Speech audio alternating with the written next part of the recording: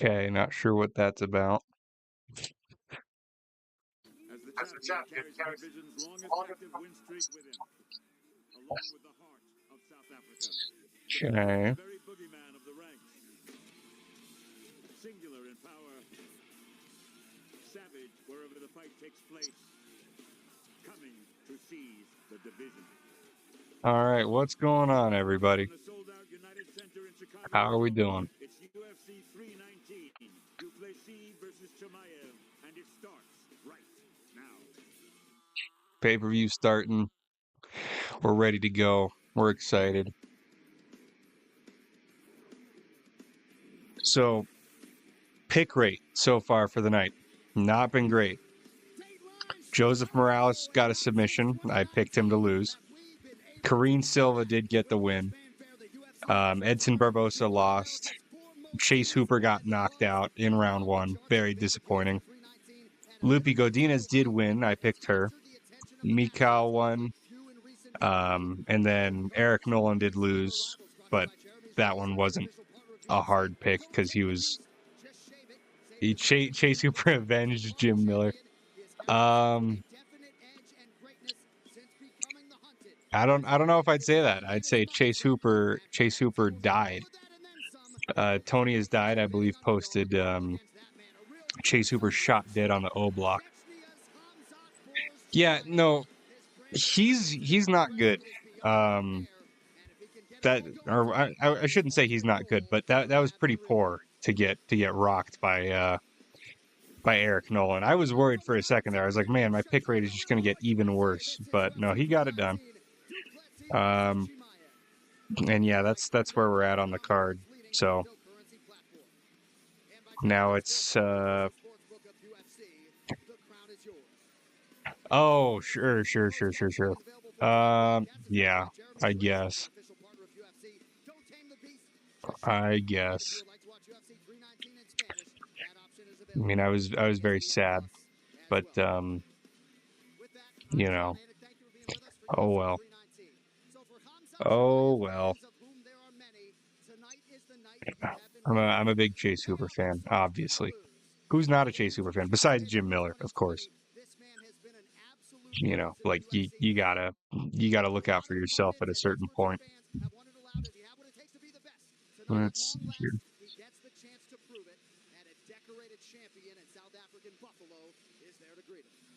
Broadcast partners Joe Rogan, Daniel Cormier. A lot of people call this the biggest fight of the year. Hard to argue otherwise. Well, it's one of those fights where no one knows what's going to happen. There's a lot of opinions, but there's no real definitive understanding of what's going to What's your pick for the main event, Jim? It's an amazing fight. It's an amazing fight stylistically, and it's an amazing fight because of the history of the UFC's middleweight division. And I think Khamzat is one of the most dangerous challengers we have ever seen. And I think that, Joe, is why it's so great. Because while everyone universally Poirier, it just has a little too much CTE to be doing broadcast work. And beyond that, every time I hear his voice, I think of that awful Bud Light commercial. I hate that commercial. I have PTSD from that commercial. And it's just I can't do it. I literally cannot stand it. So yeah, it's pretty poor. I'm getting a little sick of Dustin. You know, it's like either fight or go away. But with that being said, like his breakdown of MVP I thought was okay, you know, like made sense. So I don't know, we'll see. Especially when you see what Dricus has been able to do. Dricus has silenced the doubters from the very beginning of his UFC career. The man is incredibly durable and driven and strong and capable of okay. For 5 rounds. He never stops hitting the gas. He's got knockout power. He's got submission skills. He's got incredible endurance.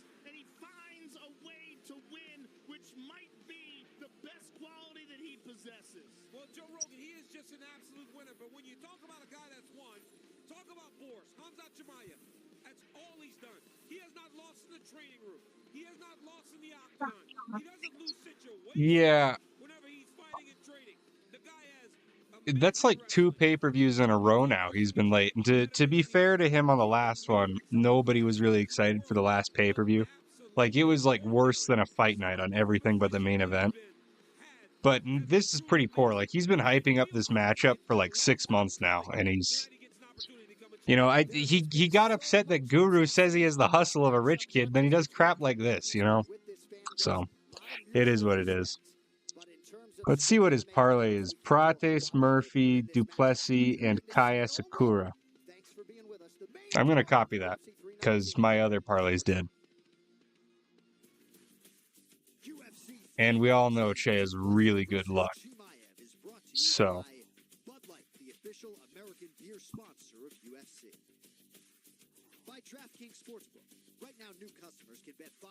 Kai. And he did Murphy, Duplessis, and Carlos. I'll do MVP also. Why not? Is fueled by membership. Unleash the beast. At Total Wireless, we got your back every day. Just look at the facts. We run on America's most reliable 5G. Yeah. They don't. And we'll give you a free I like this. 35 when you switch to any of our phone plans. Get the facts and switch to Total Wireless.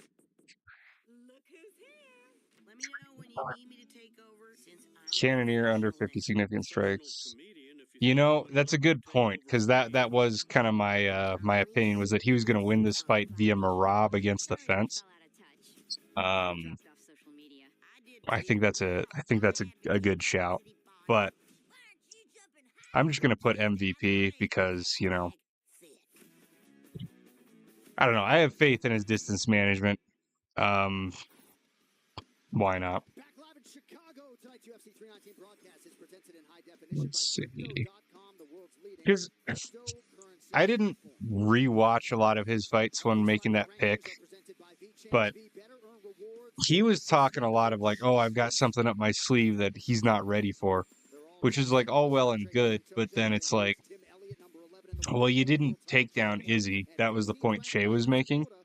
And I was like, you know what? That's a good point. If you're not even going to shoot on Israel Adesanya, like, who are you going to shoot on? I guess MVP, I would hope. We'll see. But I'm excited for this matchup just because it's like Tim Elliott is actually an exciting matchup for Kai Asakura, because Kai did not have a very good debut, obviously, but he is a very high-level fighter. I think his rise and stuff gets overlooked a little bit. So, should hopefully get some momentum going in his career, maybe get a decent title run going once Pantoja retires, obviously. Mornings, what time does the match start? The main event won't start for like maybe 3 more hours. But the main card's starting right now, so we're watching some of the early some of like the early promo stuff.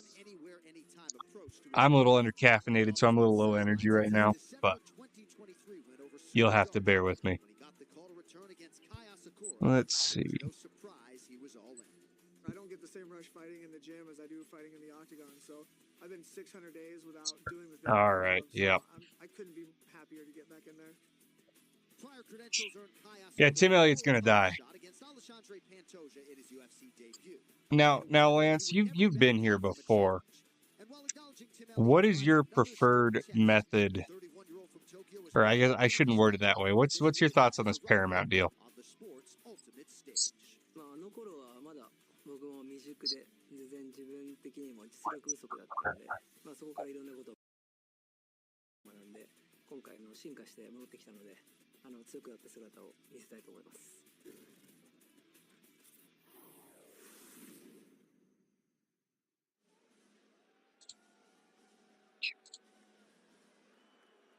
All right, here we go. We got the walkouts going.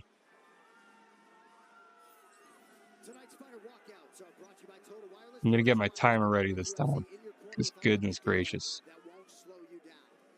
Some very interesting comments, Joe, from Kai Asakura after he fought Alexandre Pantoja. We know how good Pantoja is, but he said he felt the lack of power in his entire body. He said he seriously started over from square one, placed everything to the side, and started raising his skill level, and he brings a lot of renewed confidence back into the octagon for his second start tonight. Well, he jumped from a skyscraper into the deepest end of the pool, facing one of the very best flyweights of all time in his UFC debut. A man who is one of the best pound-for-pound fighters on planet Earth in Alexandre Pantoja. It was a wake-up call. There's a big difference between the level of skill that he was facing in Japan, where he looked at Oh, interesting. He's the blue corner. but Pantoja is on another level. But coming from that, Coming off of a title shot and you're in the blue corner and you're ranked 15 is kind of crazy, but I get that that was literally his first UFC fight. So I still think that's hilarious that like nobody even like saw that and was like, "Oh, what the heck?" No, it was just like, I mean, fair enough. Yeah, give the debutante the title fight because literally nobody else is beating Pantoja. Might as well give him a chance. Once you start fighting, where you're like, wow, this is different. Not Asakura. It's about recognizing what was wrong, building off of it, and getting better. Because guess what? It won't take All right, to really introduce come on, Kai. in the way that he wants to. But you're right, man. This was the hardest debut I think anybody's ever had. They talk about Let's see. the pit bulls and the patchy mixes. They were fighting great guys. They weren't fighting the world champion. Right. This kid was sitting there. The boss from Ryzen is right next to here at the octagon side. He's representing the organization. It's tough. Yeah. Let's see if he does better tonight, like we saw in Pittsburgh.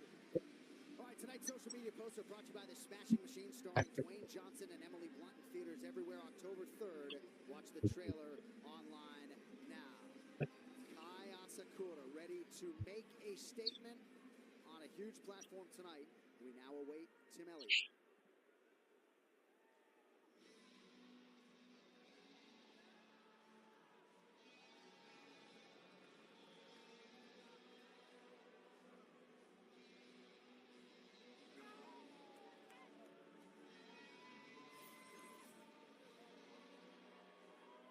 Here's Tim Elliott making the walk for his 21st UFC appearance, made his UFC debut all the way back in 2012 against John Dodson. A lot of memorable moments, DC, of course, fighting Demetrius Johnson tooth and nail back in 2016. Okay, we're gonna start saying out-of-pocket things until we get more people in the stream. We could go like the racist angle, or we could go the sexist angle. One of those two is probably the best option. It really depends on what I think will give me more notoriety, you know? I think sexism's the way to go.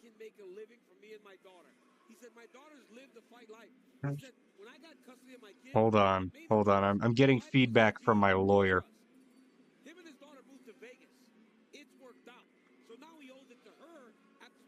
Okay, my lawyer actually says it's a terrible idea and I shouldn't do that. So, I mean, I appreciate that my lawyer watches these streams. That's nice of him. I think that's cool. But, you guys feel free to be racist in the comments then, because lawyer Nick says I can't here.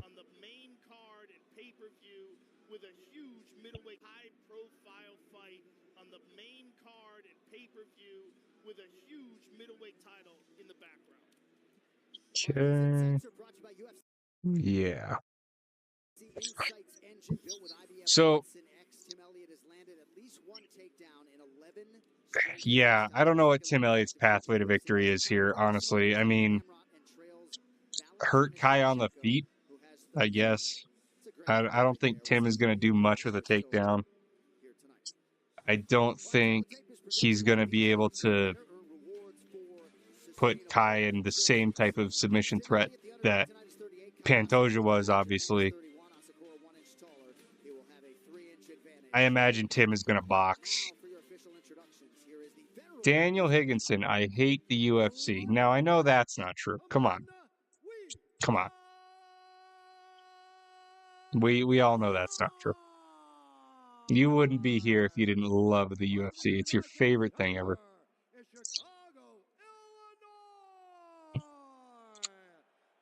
Now we have the K-pop representative here, Kai. I know a few people who are excited to see him purely because he's Korean. That's literally the only reason. Yeah, there you go. There's one of them right there. This fight is 3 rounds in the UFC I do believe he's gonna win, to be fair. Oh no, he's Japanese, sorry. I called him Korean. That's my bad. That's so awkward. You can yeah, you can all make fun of me now. Let's see here. Presenting the 2-time risen bantamweight champion. What are we all watching on? We're all watching on Paramount Plus, right? Because that starts in 2026, so obviously we're doing it right now. Introducing his opponent, fighting out of the red corner, a mixed martial artist holding a professional record, 21 wins, 13 losses, 1 draw. He stands 5 feet 7 inches tall, weighing in at 126 pounds. I believe my dad actually purchased the pay-per-view with a credit card that is in my mother's name. So that's kind of fun without her knowledge. The action begins. Our referee in charge, Rob Madrigal. Low main card assignment for Rob Madrigal. Thanks to Chrissy Blair getting us started. Okay. Round 1. And my Wi-Fi shutting down. The main card for UFC Check, check. 1, 2, 1, 2. finally here. Can anybody still hear me? Fight Clock is presented by the Terminalist, Dark Wolf, a prequel series starring Taylor Kitsch and Chris Pratt, only on Prime Video. Tim Elliott in purple, Asakura counters in white. Tim Elliott spoke about Kai Asakura. Okay, Tim Elliott's coming forward with the karate stance and throwing lots of side kicks and threw an axe kick just there. That's interesting. Okay, now I'm like 30 seconds behind. Interesting. Okay. Stream health is excellent, so I don't know what's going on. I don't know where the lag came from, but yeah, he's throwing these stomps to the knees and feinting these little front kicks. Interesting decision. I did legitimately think he was going to try and box with Kai, but Kai's the one putting pressure forward with the boxing.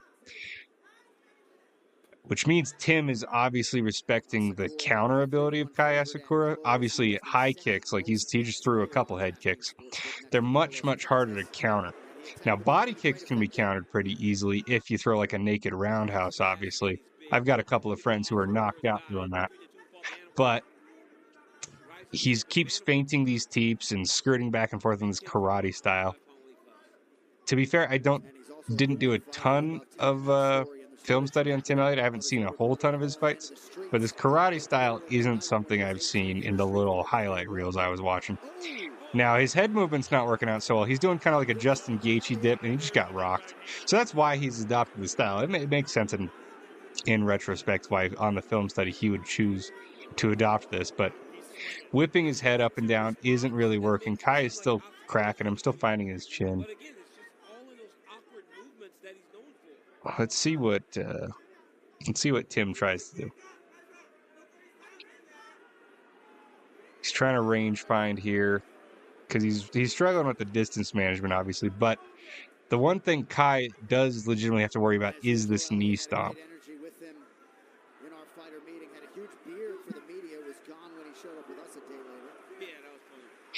Okay, yeah, he just went for a shot there. That's a bit more of what I was expecting. I was expecting like a wrestle box type performance. Maybe that just shows my ignorance. I don't know. Y'all can correct me if you want. Kai initiating the clinch off of a 3-4 combo, and then Tim circles out. But Tim is literally just skirting on the outside. He hasn't put out any offense since those high kicks before he got tagged. He is feinting a lot with his hands. Don't really know what he hopes to accomplish. Starting to pop that lead leg again. Now he's standing more in like a sort of Thai style. He's kind of abandoned the karate lateral move. Oh, now he's back to it. And now he's Philly shelling. This is like the most awkward UFC fighter I think I've ever seen. I clearly did not take my film study of him seriously.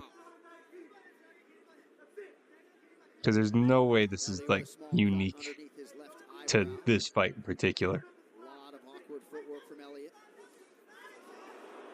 He just keeps running into punches, though. Like, it, yeah. Kai is just spamming uppercuts. Which, to be fair, is not a bad way to deal with somebody who just defends purely by whipping their head down.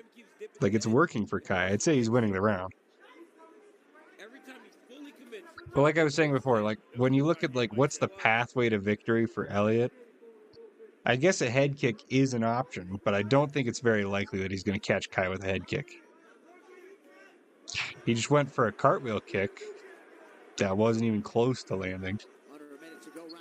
Oh, and see, Kai just got him with a head kick, but then Tim did get the takedown off of the high kick, which is impressive to catch a high kick like that. But that was right on the ear. That was completely undefended.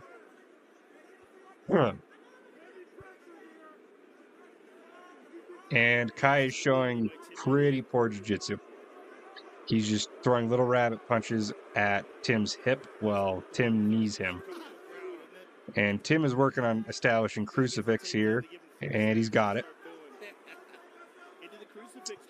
Now, here is a surprise. I thought Kai had better jiu-jitsu than this. I didn't think you could just lay on top of Kai and do nothing. But, you know, a lot of people were saying Kai is undersized for 125. Surprising for a 135er to move to the UFC and be called undersized in their lightest division. I'm starting to see it now. Yeah, I'd call that 10-9 Kai, though.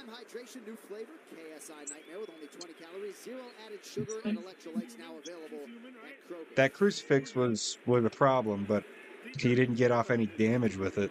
And, you know, the effective grappling is only worth so much. The head kick that got him down in the first place, it's like, yeah. Get a big breath right now. And one more. Hold it, let it go. What do we think, 10-9 Kai? Let's not march too much. Just keep your feet in the ground. Okay? Nothing's coming outside looping. Yeah, see, and here his coaches are effectively telling him to go back to the karate style.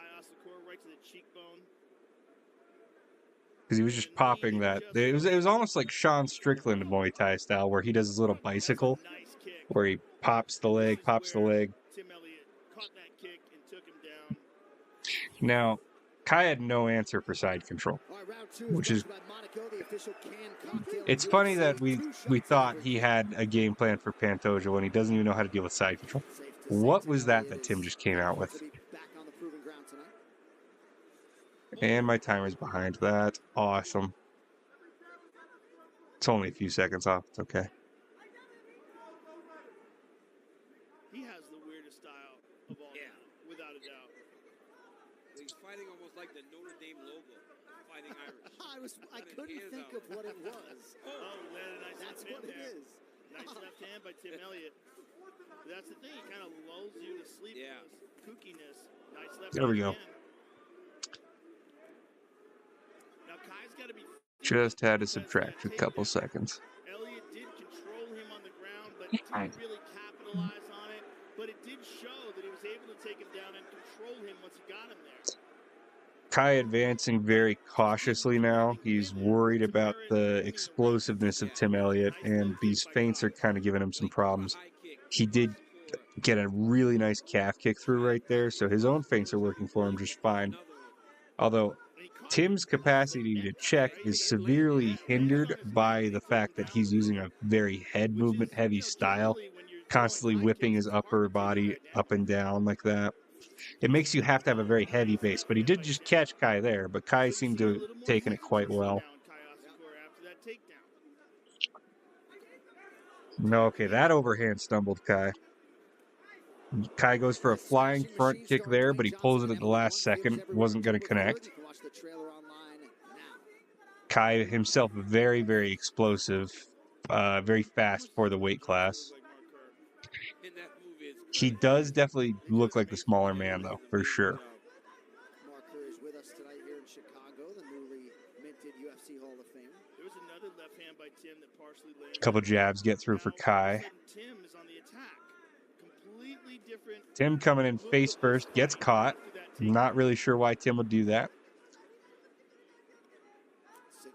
Strike numbers are close for what that's worth. 26-22 for the Japanese I fighter. think he might have been trying to bait some sort of counter, but he just got caught with a jab. He doesn't look nearly as confident, and Tim is being more effective with all this awkward movement. He's landed some good shots. Tim's stomping that knee in again. Kai's pulling it well, but Round one, he was throwing everything big. But I think he's having trouble definitely giving him some trouble with the distance management in particular. You know, it's hard to do in sparring because you don't want to pop your teammate's ACL in most cases. You know, sometimes we have rude teammates. But you can't really stomp that knee in, so you don't get quite the respect distance management-wise. You can just kind of tap the thigh, though, and even that can be a really nice rangefinder.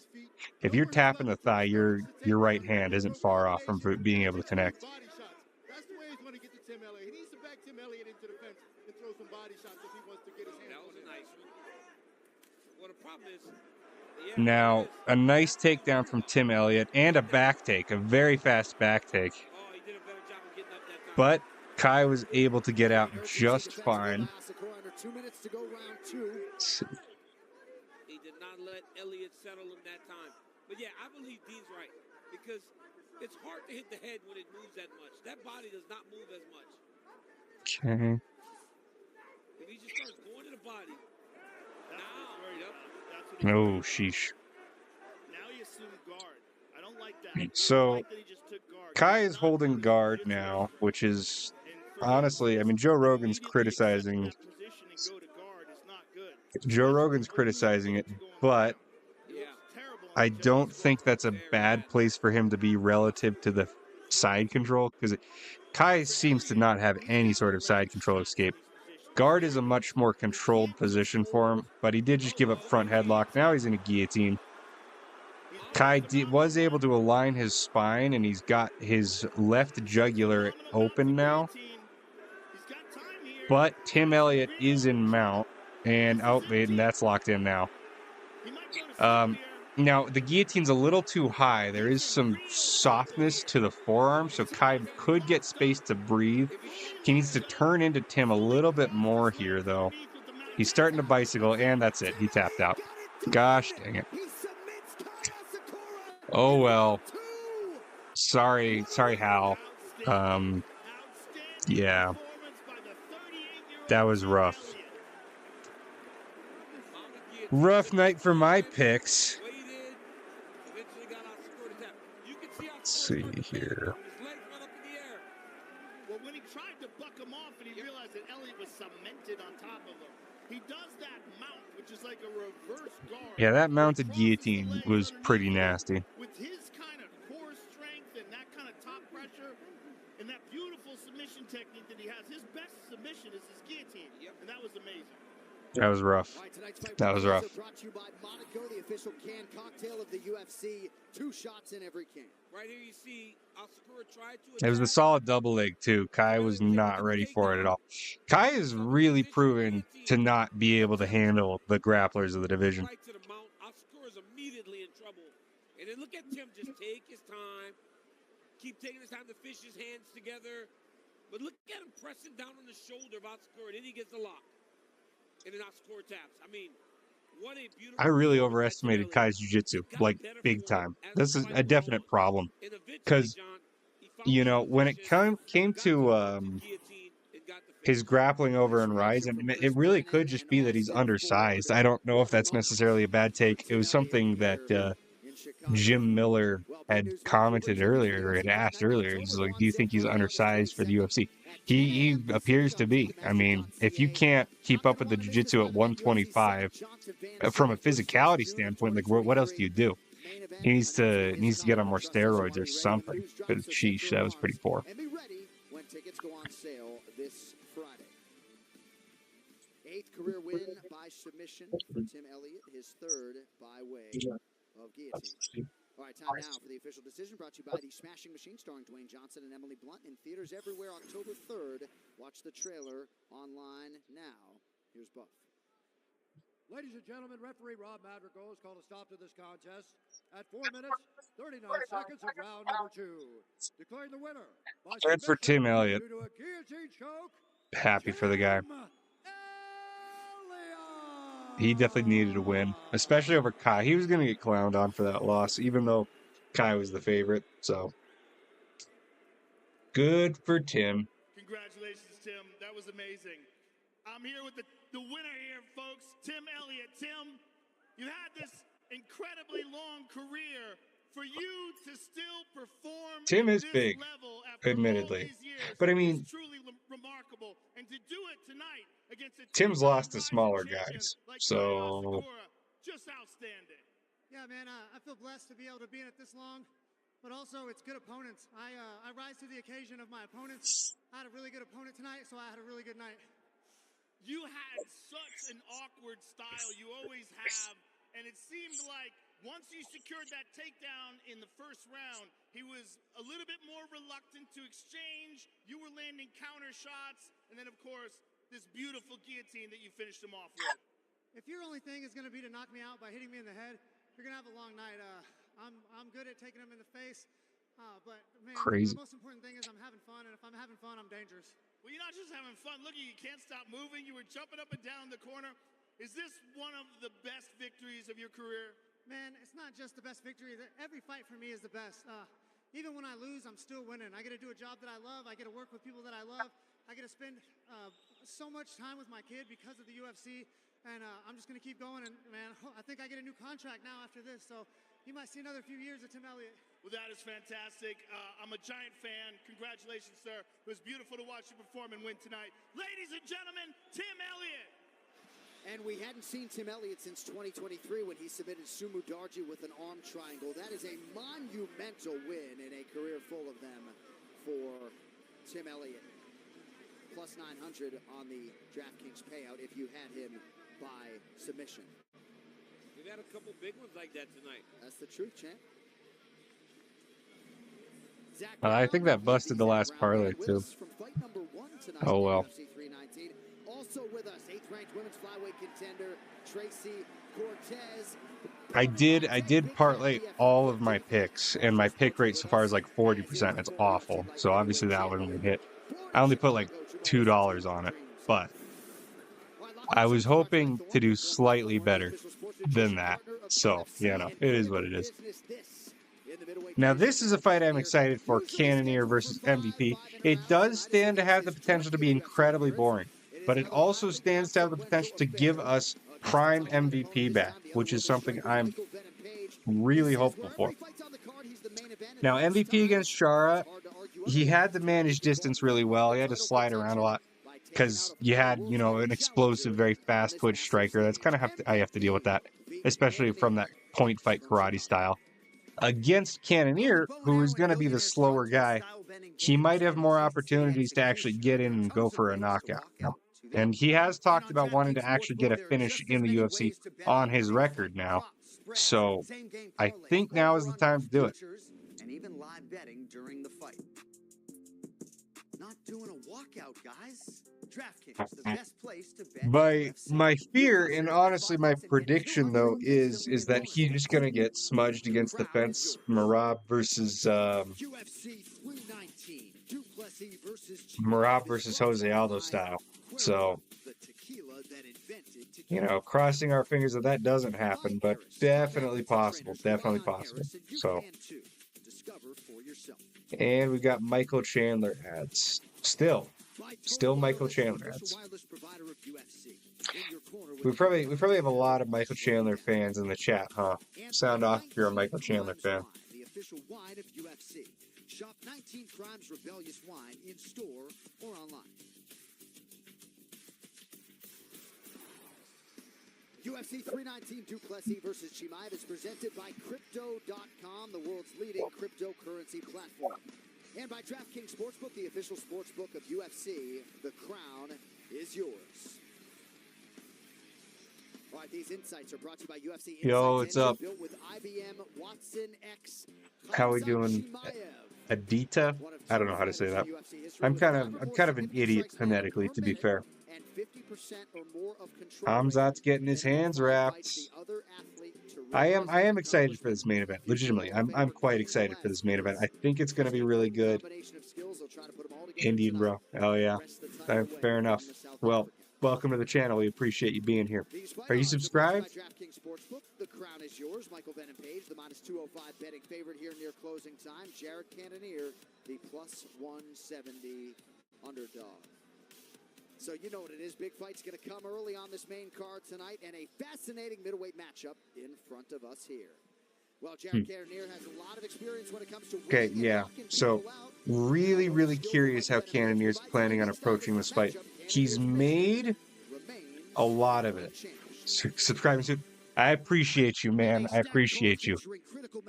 We want all the support we can get. We're here to take over. Well, hey, new to the UFC. You started in the right place. We're here to take over the UFC on YouTube. You know, we're gonna be right at the top, and you're gonna be part of that. You're gonna be one of the OGs. I'm very excited for your future here. But just to fill you in and the rest of the audience, Jared Cannonier has been chirping for the last month about how he's got something stylistically that Michael Venom Page just isn't going to be able to deal with. I have to assume that's the grappling. I have to assume he plans on clinching and taking him down. Jared Cannonier, though, does not shoot very much. He's not much of a wrestler in most of his fights. He's really more of a striker. Even in fights where he maybe should have looked to wrestle more, he hasn't wrestled. So what's he going to do with a guy who's like MVP? If you don't know MVP, Michael Venom Page is a point fight karate style. So he's very light on his feet. He stands very bladed and he slides back and forth. It's a problem for most people. Yeah, that was a nice rolling thunder on his highlight reel. Nice flying knee. He's very explosive. My prediction on the main event, DDP versus Khamzat Chimaev. I am predicting Dricus du Plessis, most likely by decision or TKO. I think TKO is probably what we're going with, but this is an exciting one here. You know, and it's a tough one because I could very well see the main event being boring too. Like we might get like 2 entertaining rounds, and then they both might just gas out, and they might just kind of just slug at each other really poorly. You're a DDP fan? Hey, we like to see it. I like DDP. I'll say it. I like DDP. I'm a little salty because I'm a Sean Strickland fan, and so I obviously felt like he won the first fight. Totally got destroyed in the second one, though, so, you know, fair. DDP is the proper champion now that he gave Sean the rematch. Yeah, you're not wrong, Jim. I mean, what was that? Like, how are you undersized for 125? He has 0 jiu-jitsu, like, absolutely none. Like, that crucifix, he did nothing but, like, crank his elbow like this to try and punch the guy's freaking hip, to punch Tim Elliott's hip. And then that rear naked choke defense was actually decent. He got out of the back kick just fine. But then that mounted guillotine, he just sat there. And I thought it was because he had turned in and had created a gap. Nope, he just sat there and got choked out. So, yeah. Asakura got fraud checked by Tim Elliott after getting a title shot, which is just crazy. I honestly think his performance against Pantoja probably looked better than that.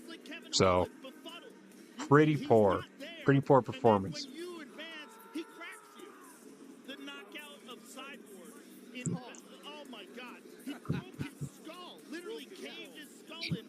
And now we're talking about the broken skull. For those of you who haven't seen the highlight, MVP did cave a guy's skull in. It was pretty nasty. And then he threw a Pokeball at his unconscious body and emoted on him, which made me not a fan of MVP for a while. But to be fair, he did come out and say, well, I didn't know his skull was broken. And it's like, okay, I guess it's a little better. It's still a little tasteless to knock somebody out and do that, but, you know. He has grown on me a lot, though, especially taking on Shara Bullet, because Shara Bullet was kind of driving me crazy, and it was really nice to see somebody go out there and just beat him in his own game. And obviously stopping an undefeated fighter, that's always impressive. And he was so confident going into it, too. He's like, I have fought strikers like this before. I know how to deal with it. And he did. He dealt with it. It was awesome. They don't know what they're doing, right? Because you're like, how do I figure out this puzzle? Yes. At 185, though, if he gets Let's see here. weight gonna be too much for him, right? That's the concern. MVP's looking a bit leaner than he was at his last middleweight appearance. He had a bit of a pot belly in his last one, honestly. And it was like, okay, I mean, he just showed up without cutting any weight. Looks a little bit fuller here, but I believe he was on weight, so that's a good sign, especially for a matchup like Cannonier. Cannonier's a big guy, obviously, so you definitely want to be properly sized, especially when you're realizing that his game plan is most likely going to be to try and smudge you against the fence. You're going to need some mass to deal with that. Big, strong. Look at that.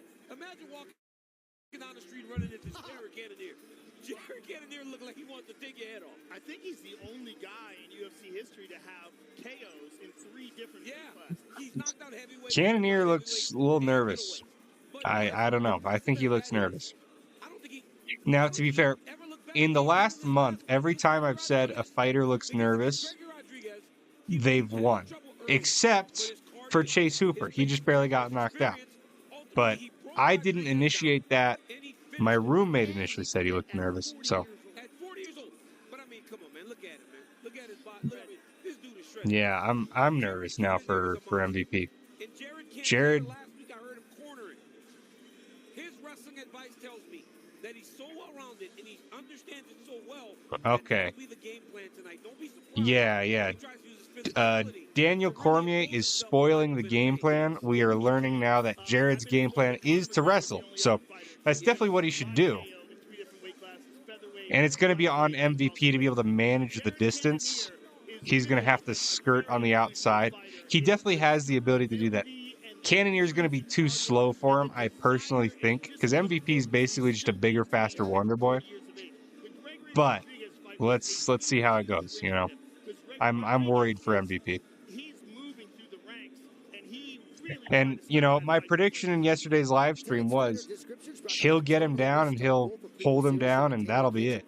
But I don't think it's going to be a very interesting fight, or not interesting, entertaining fight.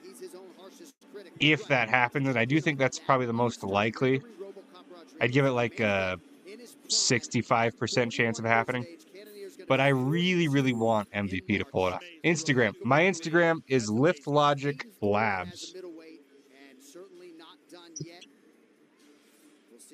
Let me pull it up for you. Is presented by V-Chains. Be better, earn rewards for sustainable choices. Jared Cannonier, 41. Michael Venom Page is 38. Page with 4 inches in height, an inch and a half in reach for Michael Venom Page. All right, now for the introductions back inside to Bruce Buffer. Ladies and gentlemen, this fight is 3 rounds in the UFC middleweight division. Introducing first, fighting out of the blue corner, a mixed martial artist holding professional record, 23 wins, 3 losses. Yeah, LiftLogics Labs, all one word. Weighing in at 186 pounds, fighting out of London, England, Michael Venom Page. And now, introducing his opponent, fighting out of the red corner, a mixed martial artist. Let's see here. 18 wins, 8 losses. Now, I do think, hey, thank you. I appreciate it, man. I appreciate it. Yeah. Anybody else wants to follow me on Instagram? That's where I announce live streams and new videos and stuff like that. I'm not working super hard on promoting it right now. I think YouTube is where we want to stick to building the fan base first.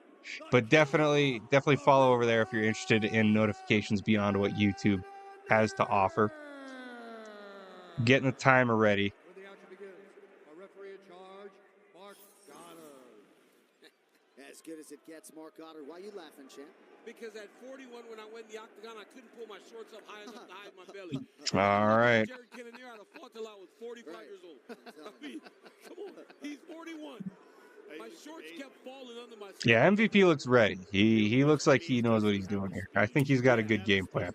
Hopefully, fingers crossed. You know. What can he do with this puzzle that is Michael Venom Page? Okay, yeah, MVP already working off of a jab, blitzing in and out really fast, which cut throwing stance switches, which is honestly ill-advisable for somebody who's made it clear that their game plan is to wrestle so publicly. But That's how they fight in point you know, he's got the hands down, which will definitely help with down blocking. He's fainting now. Jab to the body, or cross to the body, my bad. But Cannonier is really just kind of pushing forward slowly, pivoting back and forth off the center line, not really doing a whole lot else. He's not really striking pretty much at all. He's just kind of getting hit as MVP moves.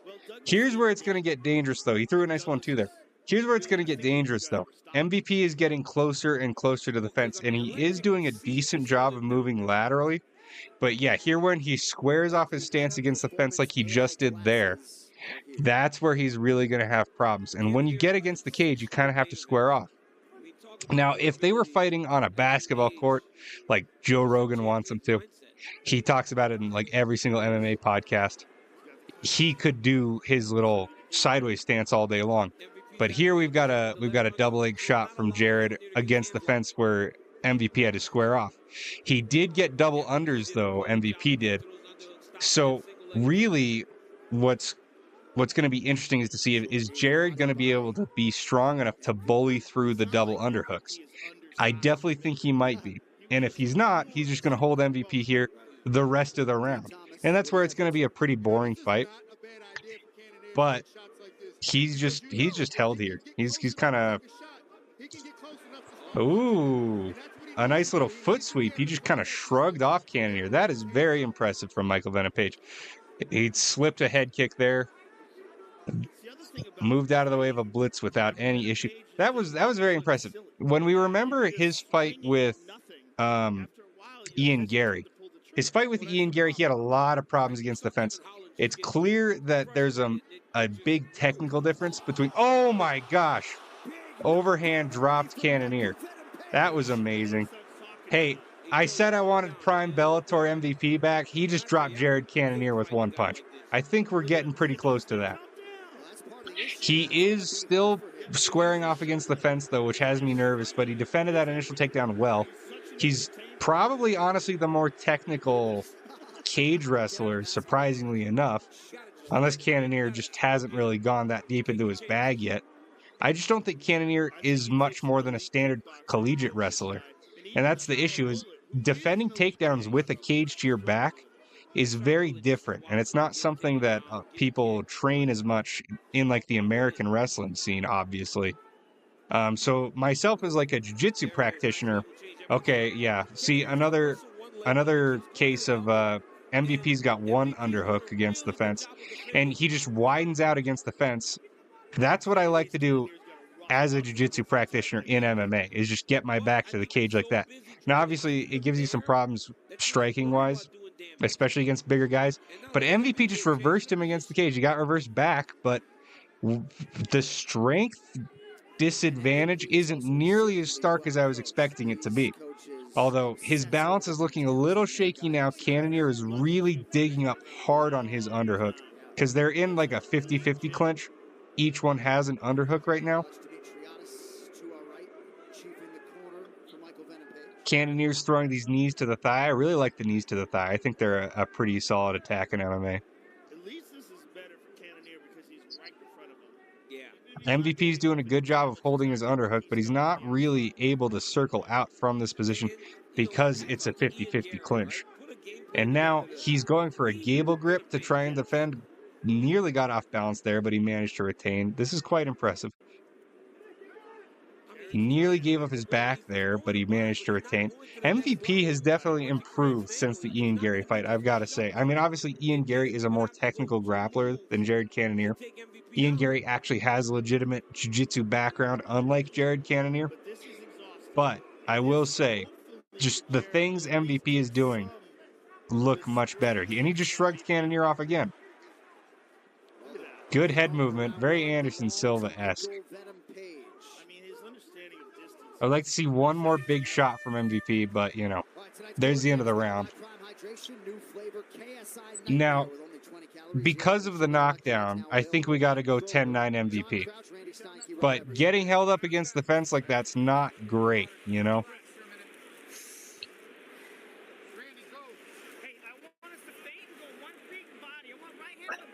Not great to be smudged against the fence that much, but he did really well in those situations, to be fair. What are these water bottles they're using? They got a new drink brand deal. Here's the right hand. Yeah. So Cannonier went for a leg kick, totally hands down. Not very well set up. Yeah. And you can't be striking that sloppy against MVP. Are those C4 waters? That's kind of interesting. Because they still have the Prime branding everywhere. MVP's always smiling. We did ask him about smiling when he's cutting down to welterweight, and he says he really tries to stay upbeat. It's impressive to get such a clean knockdown on someone so much bigger. Obviously, Cannonier, we talk about it sometimes. He was a former heavyweight. He just got rocked by that hook from MVP. I'm really happy this isn't quite going how I was expecting. I mean, Cannonier came out with the game plan I expected him to bring, but MVP's been dealing with it really well. I would like to see more lateral movement from him because he's squaring off against the cage a little too much, but he's doing a little better here round 2. And oh, just the speed difference is honestly, it's giving Jared a lot of problems. And now Jared's trying to strike against the fence, which is honestly not a bad game plan to go with a guy like MVP. You know, because when he squares off, obviously that opens the takedowns, but it also just takes away a lot of his defensive weapons. He just ducked under and got out to the center of the octagon. That was very impressive. But obviously, you know, when it comes to a point fighting style, or like a side-to-side point fighting style, oh, he just dropped him again. When you square off, you lose a lot of your footwork and you lose a lot of your defensive ability. Cannonier just got dropped a second time. Pretty freaking good.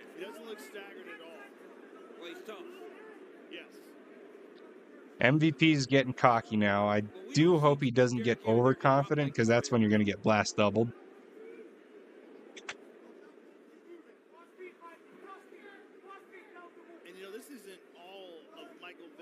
Yeah, Cannonier's feinting the jab, and MVP keeps squaring off against the fence. Like I said, it's making me nervous.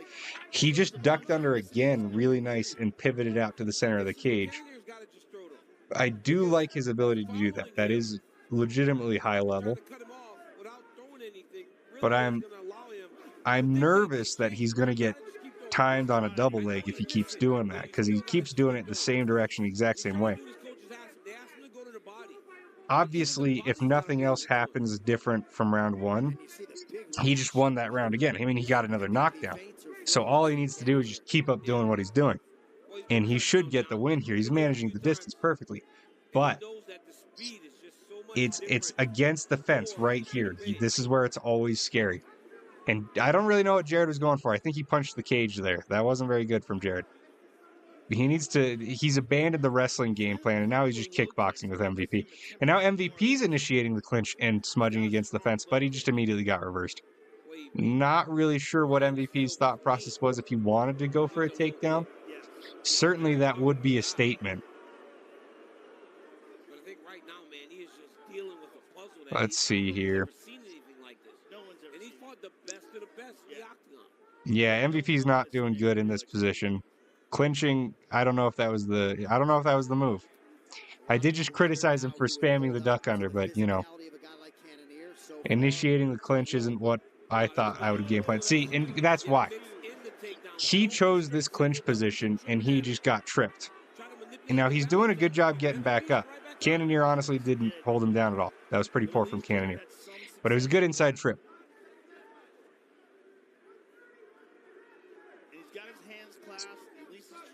MVP's doing a good job working these underhooks still.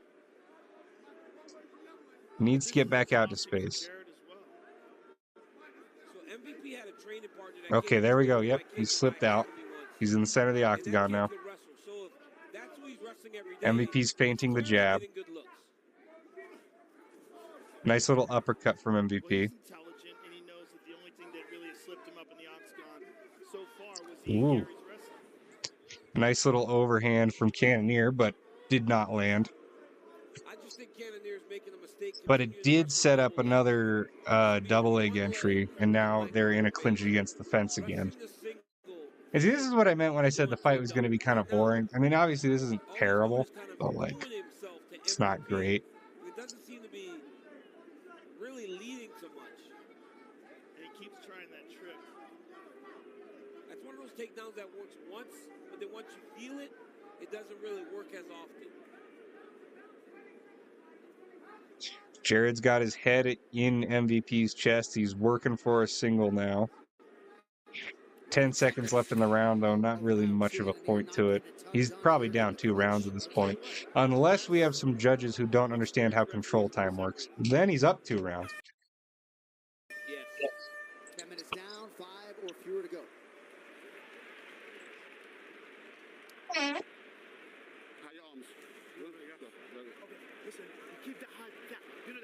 Very excited to see what he does here. Big breaths now, okay? The beginning's important, okay? Don't get pushed on the cage early, because that's what he's looking for, yeah? Good advice from his corner here. It's all about boxing now. Listen, backhands there, and if you get a chance to break, you felt his clinch now. Blitz elbow's not a big deal, yeah? You can fucking, he can't get you down on the wall, he's not going to get you down in the middle, as long as you stay low after the shot. Ah. He dips, you got your knee.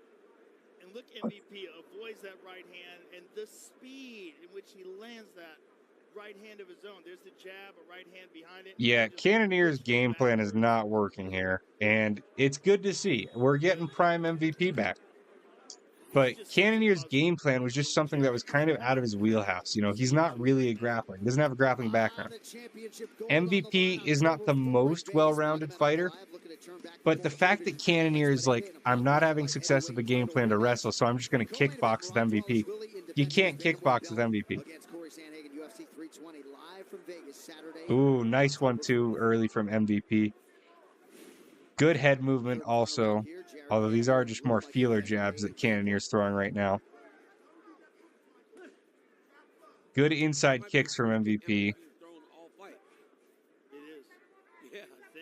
A lot of stance switches from Cannonier now. An interesting method of closing the distance. Probably a bit safer than the blitzes he's been doing before. It does have MVP a little confused, it seems. He's focusing on moving laterally. A lot of head movement from MVP there. Got a decent combo from Cannonier. Most of it went to the body. Some of it got shoulder rolled. I don't think anything landed clean on the head. Ooh, a slip from MVP off of an overhand, and now he's down in half guard out in space. This is exactly where Cannonier wants him, and so he's in some danger here. MVP's grabbed half guard pretty securely, but Cannonier is already working on a head and arm choke. He's got a gable grip in his armpit, and he's working on walking it up. Now, the underhook that he's using to get that arm up. Oh, sheesh. Oh, sheesh. Yeah, okay, so Cannonier is now sliding that leg out. MVP's doing a good job of keeping it hooked, but yep, it's out. And now Cannonier's in mount. Now this is really not a good position for MVP to be.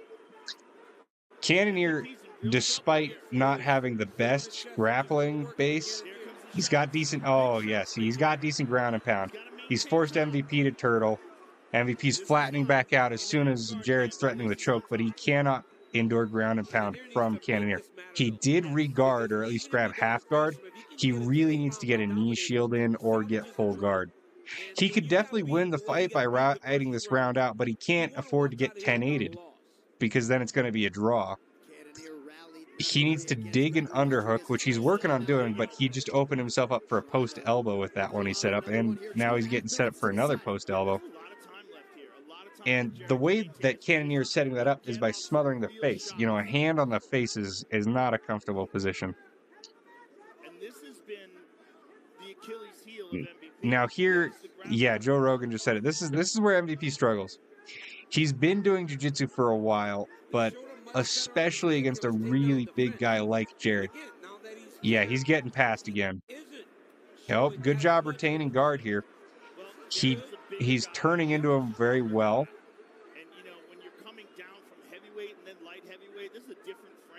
Oh, he's got the Kimura grip on MVP though. That's in. That's in. That Kimura grip is in. All he needs to do to finish it is to get MVP up on his side. But MVP is doing a good job of straightening out to break it and then grabbing his own glove, which is definitely the smart move here. Yep. Yeah, he lost the Kimura. Oh, but now the arm triangle's in. Now, to lock it in, his arm needs to be a bit higher, which is and Jared's got wrist control now, which means he's not threatening for the arm triangle choke anymore, but the Kimura's back as a threat. Page is trying to roll out. He just ate another elbow in the process, and he had to settle back on his back in half guard. This is a position I get stuck in sometimes. It's not a fun place to be, especially with a heavyweight on you. And a former heavyweight in Cannonier is really not what you want when you're functionally a welterweight. Oh, sheesh. See, I don't know what Joe Rogan's talking about. He didn't get the takedown. MVP slipped.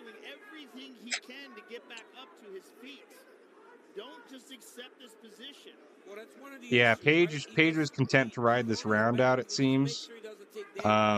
He didn't take too much damage, so I think he should win 29-28 decision, but that was pretty stressful. 25 seconds left though. I think he's got it. Oh, that elbow was close. He slipped it though. He slid his head UFC 5 style out of the way of the incoming elbow. He's honestly doing a pretty good job staying safe off of his back. I would like to see some more jiu-jitsu from him though.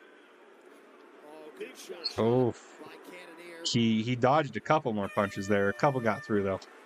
And there's it. Yep, 29-28 MVP. That's my thoughts. Unless one of these judges doesn't know how control time works, then they're going to give him round 2. Or they're going to give Jared round 2, rather. And then, we're cooked. But, we'll see. Right here we see some of the work from Michael Vinipage early. Yeah, that right hand right on the ear. Sat Cannonier down. Then again, MVP with the Oh, right hand. yeah, another right hand. Then he hits him with the left, then the right. Hits him with Yeah, another MVP's boxing is actually pretty good for somebody who fights with his hands down like that. Now that slip there, that was definitely an issue. See, they're still saying he got the takedown. That wasn't a takedown. I will peel back some numbers for you here. Tonight's Fighter Stats brought to you by Regenerate RX, the official performance telehealth partner of UFC. Visit regenerate-rx.com now for more information. Distance strikes, decided advantage. Is that the whole fight? Strikes. The other way for Cannonier, did some strong work on the ground late. Likely not enough to earn the decision. 23 distance strikes for the whole fight. I find that hard to believe. Hey, there he is in the wolf shorts, Khamzat Chimaev. We are very excited for the main event, folks. Of course we are. I do like the custom shorts. I think the memes are funnier, though.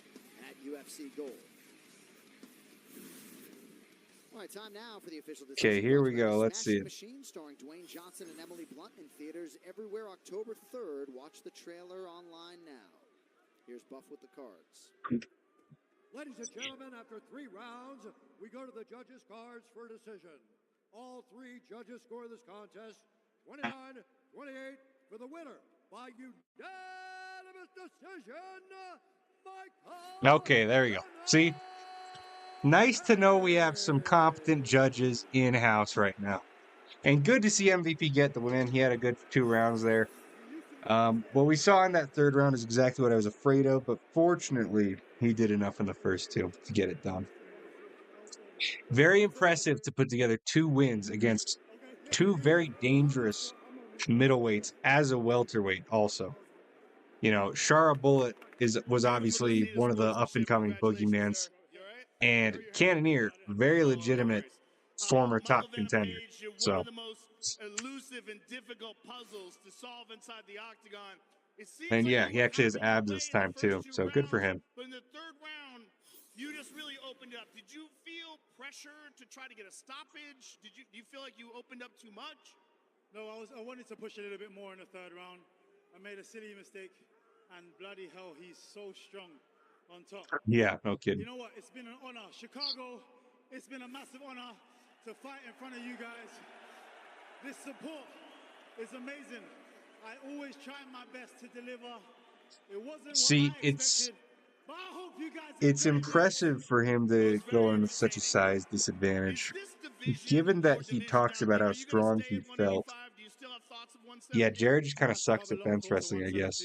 Until I clear that out of my mind, it's difficult to fixate on this division. I wonder if MVP had that plan going into it of like, oh, I know he's not going to be able to hang in the cage wrestling, so I'm going to allow myself to square off against the fence. Or if that was just more of an instinctual default thing, like he was getting flattened out. Hard to say. Michael Venom Page 3-1 in the UFC and a perfect 2-0 at 185 pounds after getting past Jared Cannonier on the scorecard tonight. Post-fight interview was brought to you by Drip, the official water of UFC. So Orlando Bloom's in the house tonight. He's playing an ex-boxer whose obsession with redemption leads to dangerous weight-cutting regimens. He was actually telling us he did a 30-pound cut for the movie. The cut comes out later this 30-pound weight cut. Also with us tonight at UFC 319, that's a bad man, the undisputed UFC flyweight champion, the cannibal Alexandre Pantoja. Also with us tonight, Taylor Kitsch, Jack Carr, and LaMonica Garrett in the house. The Terminal List, Stark Wolf. I personally am kind of excited for the next season of the Terminal List. I did like season 1. Hey, we've got Alex Pereira. A lot of people questioning how well he's training.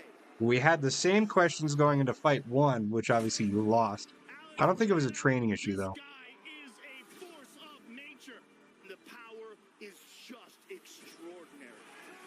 Now, when it came to fight 1, I did a whole video on this. I think it literally was the takedown threat. And I know that's cliche and cringe to say, but when you look at the moments that he had success, it was round 1 and round 5. Those are his best rounds. And there's a very, very simple reason why those are his best rounds. And I don't want to spoil the video for everybody, but I'll spoil this part of it. Alex was doing very well with the game plan, which was to jab and calf kick and move, right up until the first shot was attempted. And he defended that shot perfectly. But after that shot, he was freaking out about the wrestling. It was all he was thinking about. Right up until the end of round 4, he gets his own takedown, and then he finds his rhythm again. His confidence in the grappling comes back because he's been defending all these takedowns. He gets his own takedown, and now it's like, oh, okay, I need to stop freaking the heck out about the wrestling. And then he goes back to the game plan, jab, calf kick, move. He wins rounds 1 and 5 pretty handedly. And so it's like, I think if he just sticks to that game plan in fight 2, Ankalaev is going to get very frustrated because he's going to find out the reason he was winning was a lot more mental and a lot less skill-based. Like, see, these highlights here. These calf kicks.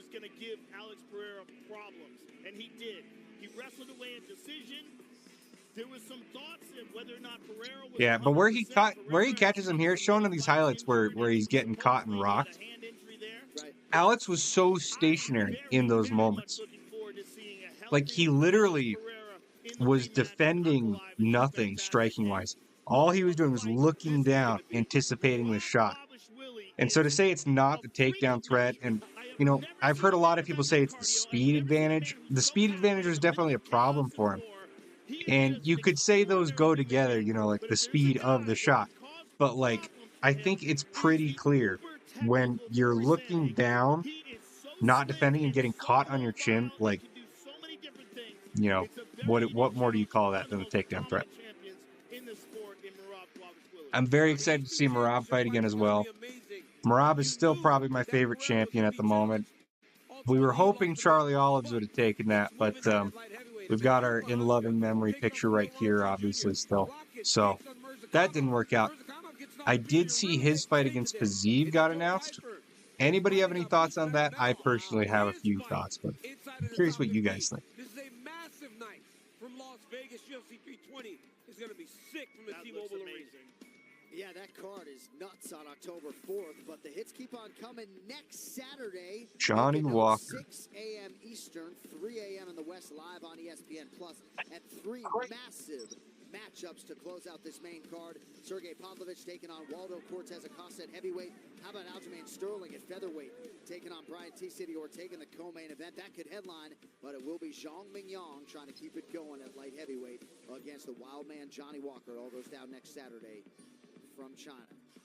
All right, here and now the second fight Dana White highlighted. Week, Jeff Neal versus Carlos Prates. If you don't know now, you know. Joe, I know you are very enthusiastic for this matchup. Oh, this is such a good fight, especially that man, Jeff Neal, can rekindle the level that he had early in his career. There's been problems with Jeff Neal with focus and with discipline, but when he is in shape and training, he is one of the elite fighters in this 170-pound division. And at one point in time, I thought he was a future champion. Carlos Prates is also one of those guys. He has knockout power, elite Muay Thai, and he comes from one of the best camps in the world with the fighting nerve. And there is next to no margin for error in this division, now commanded by the Aussie Jack Della Maddalena. Hard to forecast a scenario whereby this one is not explosive for as long as it lasts. Elite welterweight strikers Jeff Neal and Carlos Prates. Now, here's one I'm also very excited for.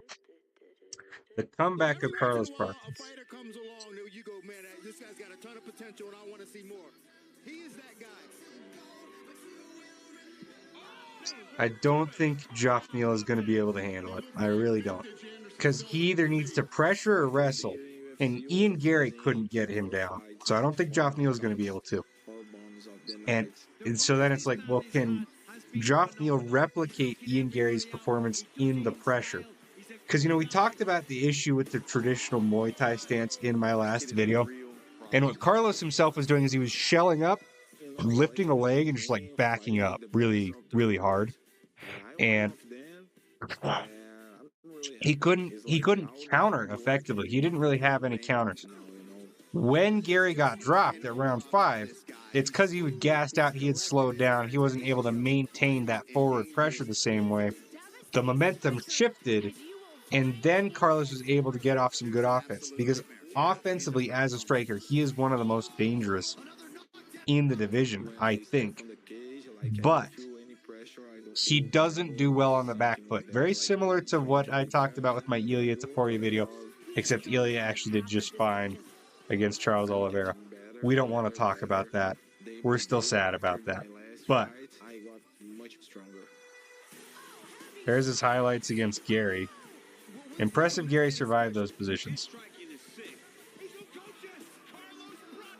Sheesh.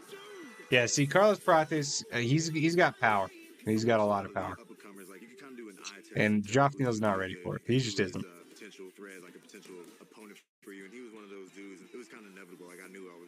Some nice crisp pad work from Jeff Neal. Yeah, no, he's gonna. You're talking about Jeff Neal, right? He's gonna lose. I mean, maybe you're talking about Carlos. I'm curious what your thoughts are.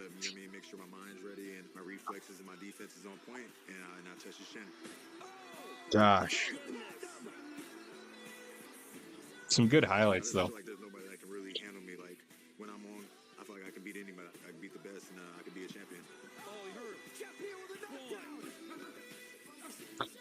I do remember some people saying that Jeff Neal has the perfect style to beat Bilal.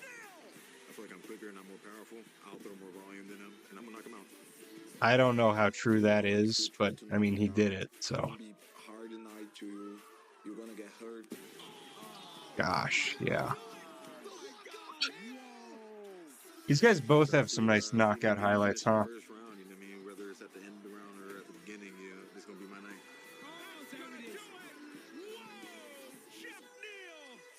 The UFC 319. I'm gonna step from the cage, I'm gonna hurt him, and then I'm gonna knock him. You know, I just realized the music that's playing in the background is very likely to get my stream copyrighted, and I should have muted that. But, oh well.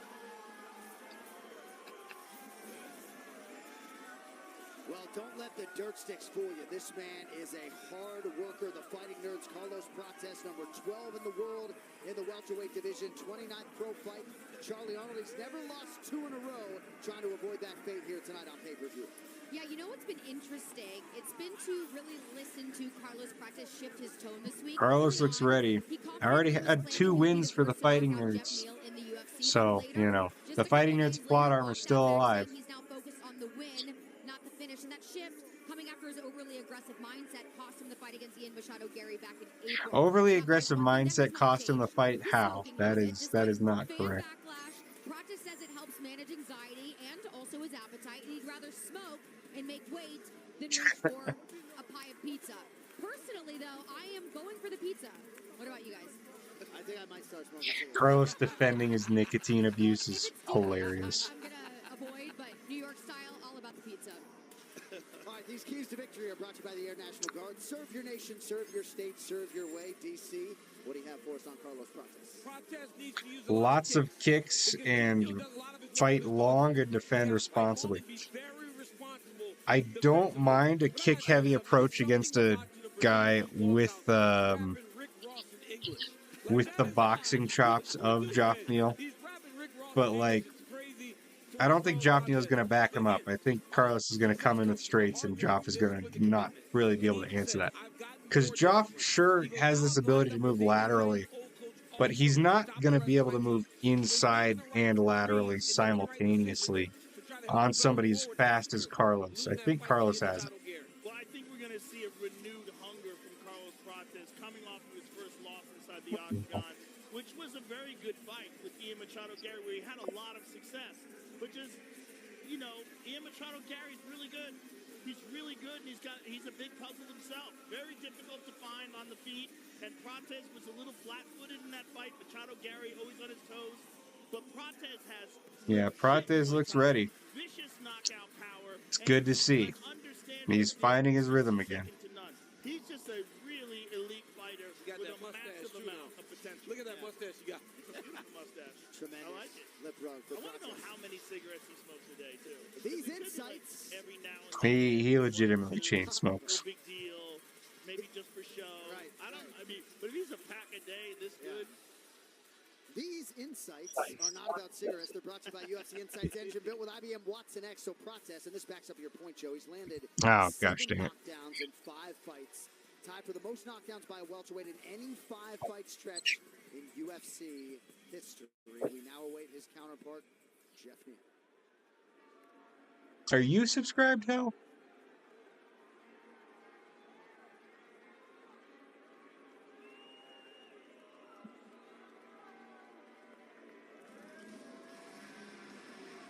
Tonight's fighter walkouts are brought to you by Total Wireless, the official wireless provider of UFC. In your corner with unlimited data that won't slow you down. 13th UFC. Yeah, Joff is looking a little nervous too here. So, did not realize he fights out of Austin, Texas. That's cool. He's been in the UFC for 8 years. He goes, I've only fought 13 times. He goes, I should be much more active, and I want to do that. And we talk about just potential. I know there's a lot of high-level jiu-jitsu gyms in Austin, obviously, with New Wave and B-Team both being there. What MMA gyms are in Austin? They were still the guys. They weren't what they are today. He also lost 4th highest takedown defense, 10 knockouts. He was a Season 1 Dana White Contender Series. I watched Season 1 of the Dana White Contender Series before this, actually. He did have a good performance there. Great boxing. Big, strong, powerful. And this guy believes that this is the right matchup to propel him forward into something even bigger in this fight against Carlos Prates. Joe, what are Jeff Neal's keys to victory tonight? The key to me, I feel like he's got to regain that top form that he had, like when he knocked out Mike Perry, when he knocked out Vicente Luque. That's when I was looking at him like a future world champion. He's still only 34 years old. He still has that ability. He hasn't gone through any brutal beatings. There's been no loss. Regain top form. What does that mean? Gotta land combinations. Jeff Neal has awesome hand technique. If he can get tight with Carlos Prates and land big shots, I think he can have success. Hey, to the cigarettes one more time. Now, that's true what Joe Rogan just said about if he gets on the inside and lands combos, it's going to go well for him. Because Carlos has demonstrated that all he does in those scenarios is shell up and back away. And, you know, like I said, I've said it a couple times now. I talked about it in my last video. The traditional Thai style is high guard, shell up, back away, just kind of tuck in and endure the combination and then go forward and land your own.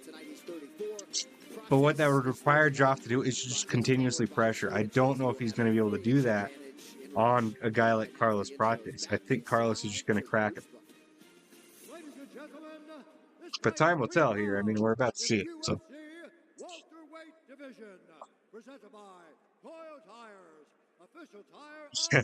The ref had to push Carlos back behind the line. Professional parts people.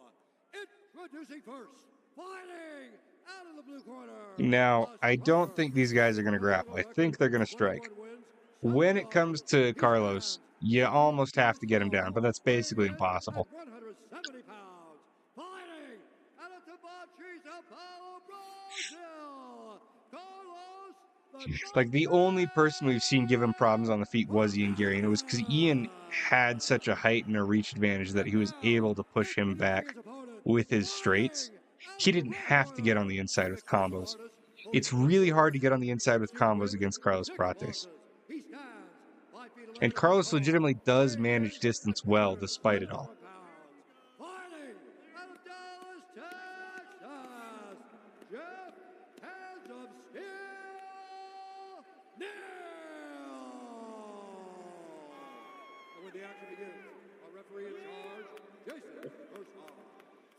He keeps pushing Carlos behind the line. Gotta love Jason Herzog.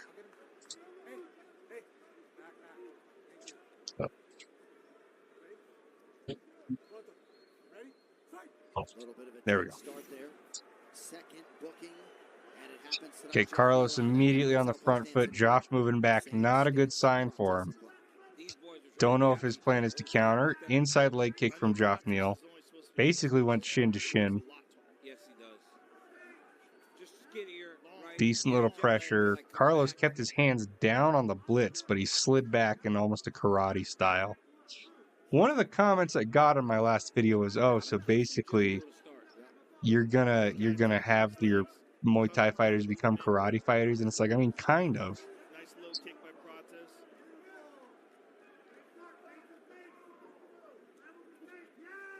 Good connection there on the inside by Jeff Neal. That's where Jeff Neal shines. Sharp hands. Neal just seemed completely locked in all week. Well, he looks physically different. He looks in much better shape than we've seen him at times in the past. Good low kick by Prates. Off of that spinning back kick. Hitting Jeff on both sides. All right, this coach's can is brought to you by Cuervo, the tequila that invented tequila. Okay, already really bad from Prates to shell up against the fence like that. Not what we predicted, not what we wanted to see. He did get circled out to space pretty well there. He's throwing a good leg kick, but I want to see more 1-2s from him. Joff is doing a really good job staying out of boxing range, though. He's staying really far back and then blitzing in. Now, the thing with that is it's like, how is he closing the distance on Prates without getting caught with a 1-2? Prates is not really looking to counter the blitz. He's just moving back the same way he did against Ian Gary. It's not really what we want to see from a changed Carlos Prates. If he doesn't, punish these incoming advances, he's very quickly going to become a guy whose style has just been figured out, like an Edson Barbosa. Prime Edson Barbosa was knocking everybody out, but people realized if you put him on the back foot, he can't kick super well. He's done. See, nice 1-2 from Prates there. And he's literally grabbing the wrists of Joff and pushing him forward. He knows he needs to fight on the front foot now. Yeah, those leg kicks are big. Yeah. They're going to take away a lot of the movement. I would like to see some knee stomps from Prates, honestly. Neal continuing to force the issue with his forward motion just over. Knee stomp is definitely there with how Joff is standing also. Prates did slip that pretty well, but he definitely got grazed by it. Nice knee up the middle. They're exchanging. Decent head movement. Prates is moving after catching an uppercut. 2 minutes here to go in the first round. Decent head movement from Carlos now. You know, he's definitely working the head movement better than he was working it against Gary. That's for sure. Catches the kick of Joff, but loses it.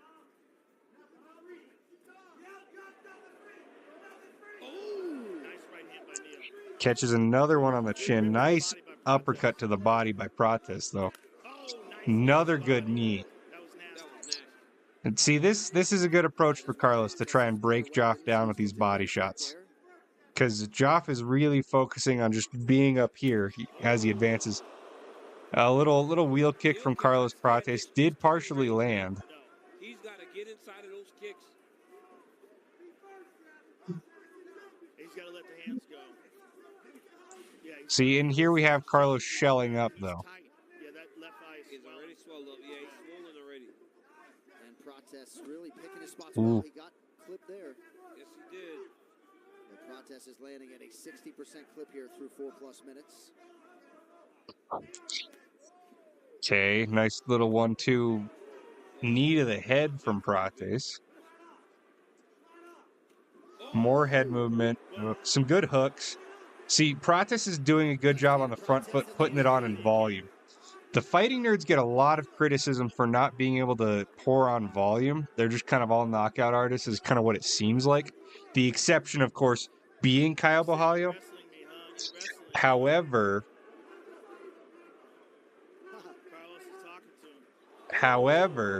you know, Prates is doing a good job making that adjustment here. And my stream just froze. Awesome. Beautiful low kick by Prates. Prates is sniping him right now, man. Oh, lead elbow. Lead elbow from Carlos. Spinning elbow. Oh my gosh. There we go. What did we say? Spinning elbow knockout from Carlos Prates. Holy cow. Spinning elbow. Wow. Spinning elbow, nasty. Wow. Carlos by knockout. I called it. For once. I mean, my pick rate hasn't been great tonight, but we called that one. It's good to see, and that's the thing. Carlos made this adjustment very well from his last fight, where he's not letting somebody crash into him and bully him backwards anymore. Joff is on the front foot. Carlos goes for this tomahawk elbow and then immediately into the spinning elbow. Catches him right on the temple. But Carlos is very powerful for the weight class, obviously. Gets him out of there. Walk-off knockout. Very impressive. I mean, Neil even had a hand up. Very impressive. Yeah, he's got a gash on the side of his head. Yeesh. The sound that made. We can hear that again. Because the sound, let's take a listen. Because the sound of that. Yeah, there's that tomahawk elbow. Yeah, real good job just not letting Joff crash into him. Well, once it's official, it will be the 9th spinning back elbow knockout in UFC history. Good to wow, see Joff is still on the ground. He had some moments in round 1, but it was really starting to be taken over by the Brazilian. And Prates don't need that stool. We've done it 5. I know my boy Daniel Higginson is a fan of spinning elbow knockouts. I'm sure he appreciated that one. Even though he hates the UFC. And showed his game is improving. He's gotten better. 13th UFC appearance for Jeff Neal. He has never been knocked out in the octagon before. And Carlos Prates, wow. What a response to his first UFC loss to Bruce. Ladies and gentlemen, referee yeah, Joff is out of the cage now. 59 seconds of the very first round. Declaring the winner by knockout, Carlos the Nightmare. Nice bounce back for Carlos Prates. Good to see the Fighting Nerds go undefeated on the night. Fighting Nerds plot armor holds up. They went 3-3. Congratulations, sir. I'm here with the winner. And Joe Rogan got his glasses. Let's go. Fighting Nerds glasses. You came back from your first loss inside the octagon in spectacular fashion and became the first person to ever knock out Jeff Neal in the octagon. How good does that feel? Bro, I'm feeling amazing, but Yeah, and I think it's funny. I talked about it in my video, or I talked about how on my video I got those comments. It's like, oh, so you just want Muay Thai fighters to be karate fighters. He was standing bladed and moving laterally like a karate fighter. So I think there is some utility to that stance. The traditional Muay Thai, just upright, doesn't fare well on the back foot. 11 winning streak, LFA L3 champ, the best pound for pound in Brazil. Please let Boom indeed. you know, and 50K bonus out. Happy birthday tomorrow. Let's go. Let's party. Man, here he is calling for his fight of the night bonus. Yeah, I'm happy to see Carlos get back in the win column. You know, I was rooting for Gary. I'll be honest, I was rooting for Gary in that last fight, but really nice to see him get back in the win column. It didn't just look like you rebounded from your last lock, but you look better than ever. Yeah, you know, a lot of people say like, yeah, those calf kicks were good too. Because he's smoky, he's party, and he cannot be a champ. And I'm gonna prove everybody I can be a champ. He's still smoking, still party. Kind of sloppy on the spinning wheel kick compared to like Roofies, but that was probably the best spinning back kick the sport's ever seen. So, you know, good enough, right? Dana always gets mad when Joe does that. He's probably true. He probably will get the 50K bonus. So. But the time is now. The time is now indeed. Congratulations, sir. An amazing.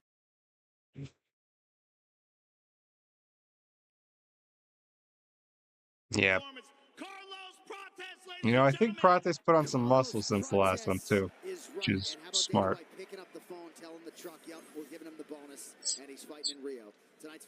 Oh, he is getting the bonus. There we go. There we go. It's funny that they'll decide that, because don't they only give out 2? It's funny that they'll decide that before the card's over. He made his UFC debut, none other than the Nightmare, Carlos Prates. That was amazing. As far as the main card goes, we're 2 for 2 now, as far as picks, so that's nice. For UFC 319, as is the head coach of the Boston Celtics, Joe Mazzulla. Kamaru Usman. I was amazed by Kamaru's last performance. Hey, Bilal Muhammad. Remember the name, Muhammad. Why did they pull him at home, man? I was amazed at his last performance. Shooting blast doubles after all the talk of how bad his knees were. Like, that was legitimately crazy. I was super happy to see him pull that off, too. Especially after Colby Covington just got whooped. First time since 2017, UFC back in by Joaquin Buckley. Next weekend, China's own Zhang Mingyang ready to deliver, put his 12-fight win streak on the line against one violent Brazilian finisher, Johnny Walker. What a main event in store. Action starts early, making out 6 a.m. Eastern. Next Saturday, that'll be an exciting fight night, too. I'm almost tempted to stream that one. Walker versus Zhang. Although Walker's probably just going to get knocked out again, because he keeps getting knocked out. But hey. Now here is the co-main event. Aaron Pico, a debutant, as their co-main event versus Lauron Murphy. Just how problematic he is going to be for this featherweight division. But first, he must get past 6th-ranked Lauron Murphy, who on short notice puts his unbeaten record on the line. So far, our picks for MVP, Carlos Prates. I'm picking Lauron Murphy and then DDP next. And those are definitely the riskier 2 of the main event. But, you know, we're going to see.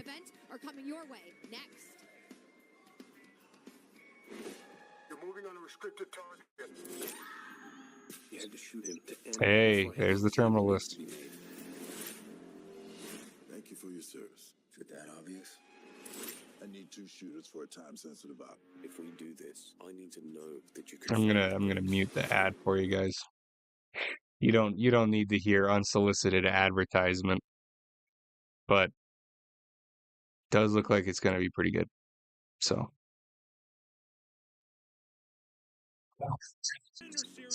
These are the best of the best from around the world. The amount of talent that's coming out of the show. I didn't know Raul was on the Contender Series. I guess I should have known that. I mean, how else would he have gotten in UFC? So many of those have gone on to do big things. This show has created UFC world champions. The Yeah, I guess there's been 3 champions off the Contender Series now, too, which is pretty cool. If you want to get into the UFC, show me who you are. Be excited to be here. Be fired up to fight. That is what this show is all about. This is your moment to shine. 1 fight away from the main event, too. I'm definitely nervous to see how that plays out. I'm nervous for Lauron, too. A lot of people are saying Lauron's a lock. I don't know if he's a lock. Aaron Pico is dangerous, but, you know, after Patchy, I have 0 faith in the PFL anymore. I do think it's going to be Lauron, but, you know, the main event, that's really the one where it's like, you know, I'm riding pretty high on DDP here. And it's like, yeah, you know, that could go either way. We'll see. Another banging night of action this Tuesday from the UFC Apex in Vegas. Tonight, though, Chicago, Illinois is the epicenter of the mixed martial arts world. It is UFC 319, Plessis versus Chimaev, live from a sold-out United Center. Man, Dana White Contender Series just reminding me how Chase Hooper just got absolutely murdered. Now I'm sad again.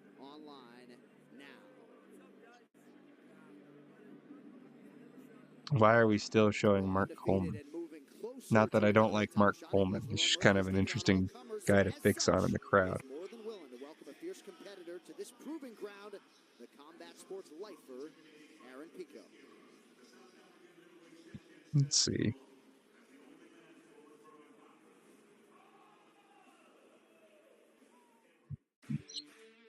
I've been in combat sports Nice. my whole life. I started wrestling when I was 4. I started boxing when I was 10. And the harder I pushed, the more I enjoyed life. I can't really explain it. It's just something that's inside me. One of the hottest free agents in mixed martial arts is bringing his act to the big show in the UFC. And good. Now in the UFC where he belongs, Aaron Pico. Is it really where he belongs, though? I wanted to be a fighter. I want to be a UFC champion, and I've never lost sight of that. The one good thing to say about Aaron Pico, and these sparring highlights show it, he's got a relatively well-rounded game, and that's where I think we've seen a lot of these PFL Bellator guys come over and really struggle, is they're just very linear stylistically. And when you're linear stylistically, like, you just lose against the well-rounded fighters in the UFC. Because obviously, when it comes to MMA, the way you win is you take your opponent to a place where you're better than them. Like, that's just the concept. There's so many aspects of it that you're gonna beat your opponent by dragging them to where you perform better. And when you're, you know, Tatiana Suarez, super high-level wrestler, you're really good at doing that to everybody. But then when you reach, like, Zhang Weili, you obviously suddenly lose that just enough to where they can now drag you into their world enough of the times to beat you. And, like, maybe you have some success, but, like, you know, we saw Patchy just melt against Mario Bautista.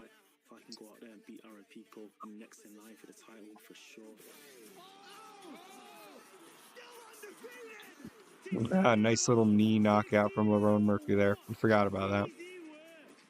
He's a very tough fighter, and he's undefeated for a reason, but he hasn't fought Aaron Pico yet. I'm a different animal than anything that he's ever seen. Yeah, I'm getting a lot of flashbacks from Patchy from these Aaron Pico highlights. I'm just being honest.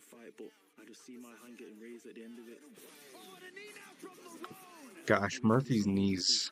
He's gonna walk into a lot of shots and he's gonna go down. There's nobody on this planet that is unbreakable.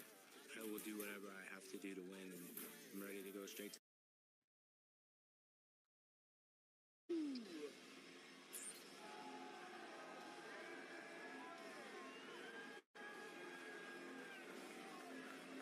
There he is. With so much fanfare and pressure, here is Aaron Pico out of Whittier, California, making a walk for his UFC debut. I said to him in our fighter meeting, Joe, I'm not sure a bluer blue chip prospect has ever existed in mixed martial arts. A lot of us remember his pro debut in 2017 at Madison Square Garden when he was 20 years of age, and 8 years later, he finally checks this box as a UFC fighter. Yeah, he has been Who you got, Pico or Murphy? Gabriel, I have got Lauron Murphy, and here's why. Aaron Pico coming from the PFL tour, while he is pretty well-rounded, these guys have not had good showings because they generally have a pretty linear game. And the era of wrestle boxers is kind of gone in the UFC. Lauron is very well-rounded. He has a very deep bag. I think Aaron is jumping into the deep end a little too fast here. So, Tonight's prep point is brought to you by DraftKings Sportsbook, the official sportsbook of UFC. The crown is yours. And we've seen him in other organizations look spectacular. We have not seen him. who you got, Gabriel? It's the caliber of Lauron Murphy. Joe, you talk about his background in wrestling.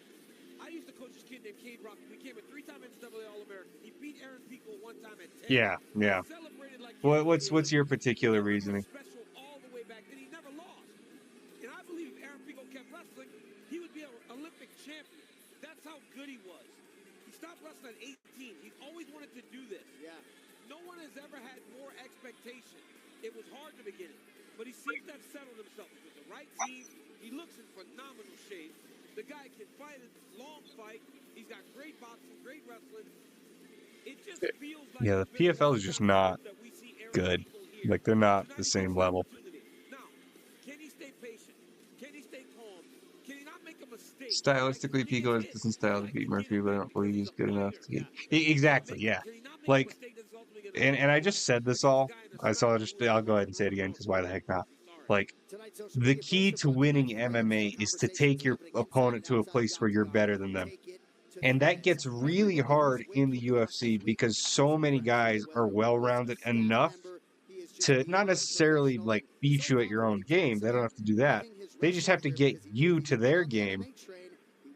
And Lauron Murphy is very well-rounded. Like, my camera keeps getting out of focus. I don't know what's going on. But Lauron Murphy's very well-rounded. So, yeah. For Pico, and Pico's a wrestle boxer. Like, wrestle boxing is kind of a thing of the past. That's Stipe Miocic era, but it's 2016. We're beyond that as far as mixed martial arts go. So I think he's really going to struggle. So, you know, everybody's saying Lauron's a lock. I guess so. I mean, fair enough.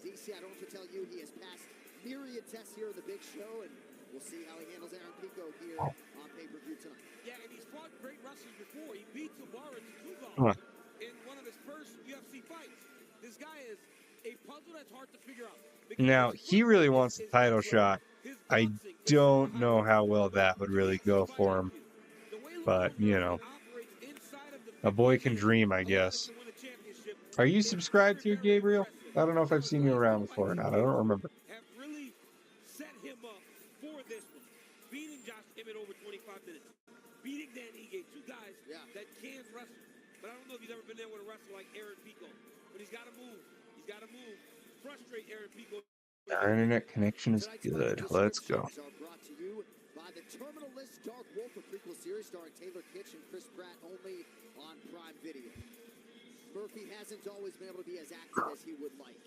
This was a golden opportunity. 3 weeks ago, he got the call to step into this. Yeah, I've got some friends over hopping on the Wi-Fi now, so we got to watch our ping. But so far, we're good. You know, our pay-per-view is playing in 60 FPS still, and everything on the stream looks like it's in good quality. So let me know if it starts lagging. Absolute world championship potential skills. He's so intelligent inside the octagon. He makes so few mistakes, and he can do it all at an elite level. Not just I am subscribed, but I haven't been around. I saw your videos when you talked about MMA Che before Charles got brutally knocked out. Yeah, that was pretty depressing. Yeah. No, I was riding really high on the leg lock ability of Charles Oliveira. That was something Che and I disagreed about, funny enough. Because Che was like, oh, no, Charles shouldn't play legs against Elliott because he's just going to end up like Ryan Hall. He's just going to get knocked out with ground and pound. And that's why I spent so much time breaking down those Imanari rolls. I did not think that Elliott was going to do anything but the Islam approach of just turn around and just get the F out of there, which is exactly what he did. Charles went for the exact leg lock. I highlighted the deep half sweep, which he's gone for multiple times in his career. He kind of sort of had that, but Elliott just immediately spun out and got out. But then what we ended up having happen, obviously, is just that Charles then goes and throws in the center, completely throwing away the game plan, and gets knocked out. So it is what it is. This fight is 3 rounds in the UFC Let me get the timer ready. featherweight division. Introducing first, fighting out of the blue corner, a mixed martial artist holding professional record, 13 wins, 4 losses. He stands 5 feet 8 inches tall, weighing in at 145 pounds, fighting out of Whittier, California. To be fair, Che was also kind of right because Charles let go after Elliott punched him in the face. Did he punch him in the face? I don't actually remember that. You know, you very well could be right. I don't remember that. I thought he just bellied down and stood up. But it's been a second since I've watched it, so you're probably right. Which, I mean, yeah. Same thing happens with Corey Sandhagen versus TJ Dillashaw. Corey was going for a heel hook on Dillashaw. Dillashaw just punched him in the face really hard, and so Corey let go, but then he popped his knee in 50-50. And when the action begins, a referee in charge, Herb Dean. Yay, Herb Dean. Means Herb Dean's not the ref for the main event. Who's the ref for the main event?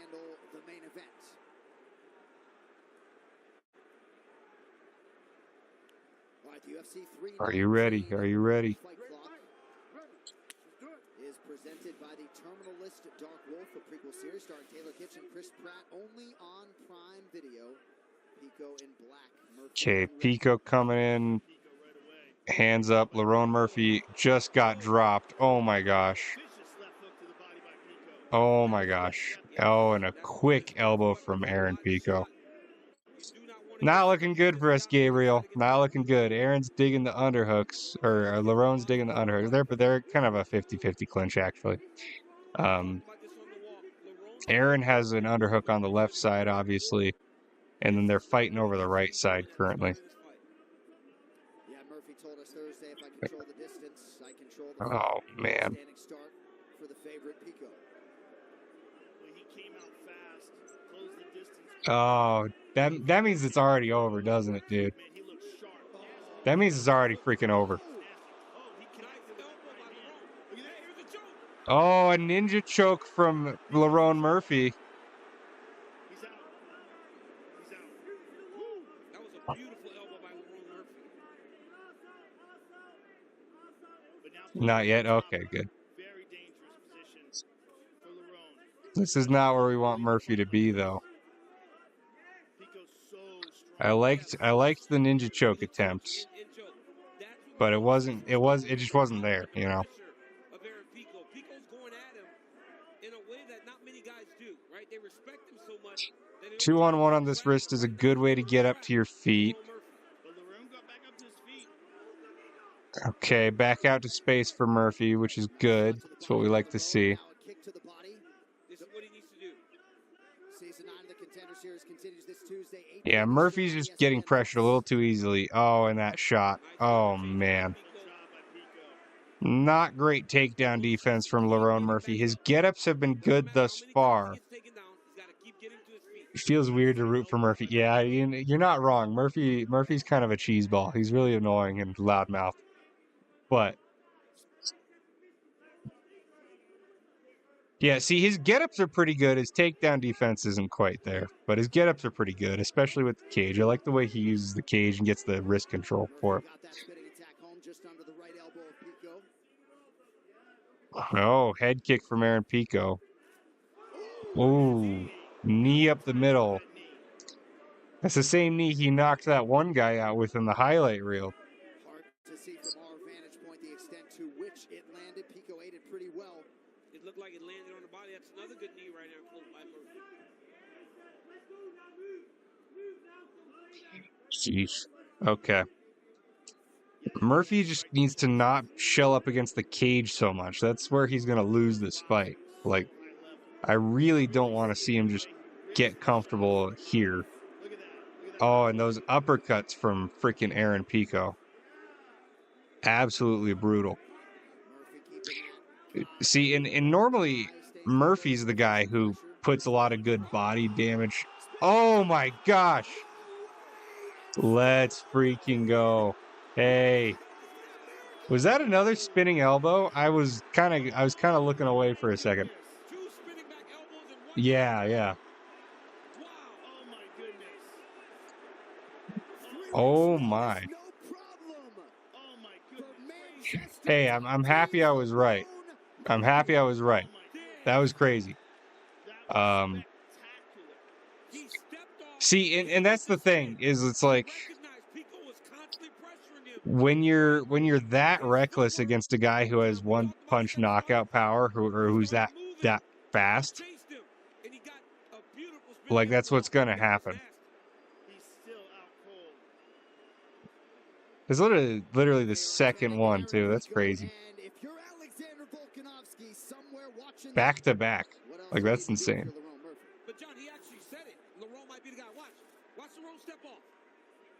Step off. Yeah, so Pico is coming in for another. He's cutting at the angle, and oh man, that was timed so well. His Pico goes to cut the angle, and he spun in on that side and came into him as he was coming forward.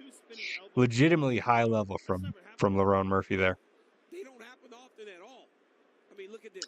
And now all we need is DDP to win.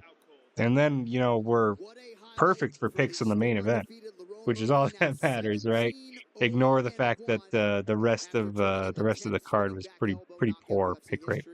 This live event, the first with two of those, as Joe Rogan said. And you want to talk about maximizing a showcase.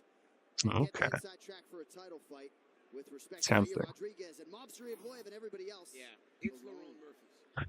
Right, John? It has to be Lauron Murphy's. Look, you know, I asked Lauron Murphy, I said, are you missing something big? Is that why they've been so hesitant to give you a Let me pull that back up. missing something big? To be fair, in my stream yesterday, I actually said Jared Cannonier, but upon thinking about it, I switched back to MVP.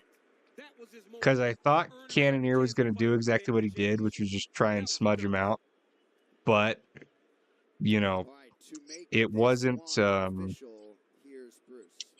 Gosh, where is my list here? Here it is. It wasn't quite enough because MVP just kept dropping him, obviously. Now, I had... Gosh, why can't I find this list? Here it is. Here it is. Goodness. So I had Joseph Morales to lose, which obviously he got a second round submission. Pretty crazy underdog.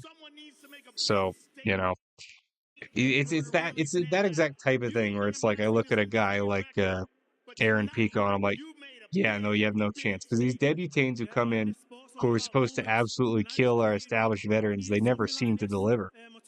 I had Kareem Silva, so we got that one right. I had Edson Barbosa, that obviously didn't go well. I had Chase Hooper, that obviously he got slimed out. I had Loopy, so that one got well. I have 2 for 2 on the women's fights. Like, those are pretty easy to pick, though.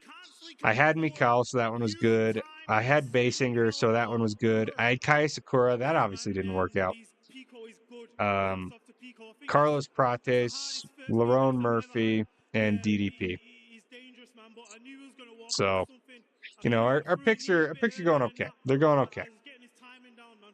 Because you knew that he was constantly moving forward. Yeah, he's too aggressive, and I said that in my pre-fight interview. I said I will use his aggression. The longest active win streak. Marab is 13. Did not realize he was second to Islam. That's awesome. It's kind of fun that they're telling Joe who's winning the bonus. Did they stop putting a cap on it? Like, are they not going to save the potential to give the bonus to the main event? He deserves to be the UFC European champion. Get him on Dana White's contender service. Please, Dana, please. You ready? And I'll tell you, Shouting out your teammate. Very classy. I like it. And I think you said first round as well. He's a killer, yeah? Absolutely. Sir, congratulations. Amazing performance. Lauron Murphy, ladies and gentlemen. That post-fight interview was brought to you by Drip, the official water of UFC. Nice job putting over his teammate Jordan Barton. There's the head coach. Put it all together. Carl Prince, Lauron, the Miracle Murphy. That was impressive, man. Lauron Murphy did exactly. 2 spinning elbows back to back is crazy. This has actually been a really good main card. Because lately the UFC's been getting a lot of criticism from me and others that their main cards kind of suck. But, you know, had some pretty exciting ones today. I don't know how you can deny this kid. It's his time. Although it was a pretty stacked card, they did spill it out for Khamzat, obviously. So He does everything intelligently. He follows the game plan. He can do it all. And they see Prates with the spinning elbow KO. And then right after that, Lauron Murphy. now here's the one I'm most nervous for. How do you see the Khamzat fight playing out? Everybody says Khamzat is going to come out super hot. I don't think he is. I think he's going to come out kind of cold. We'll still probably shoot a takedown in the first round at some point. He's 100% going to get DDP down. No question. From there, though, he's not going to be able to do much to DDP, I don't think. He's going to be undersized. He's going to be out-attributed. There's definitely value for Khamzat by decision because if he wins, that's how he wins. He's not winning by first-round sub.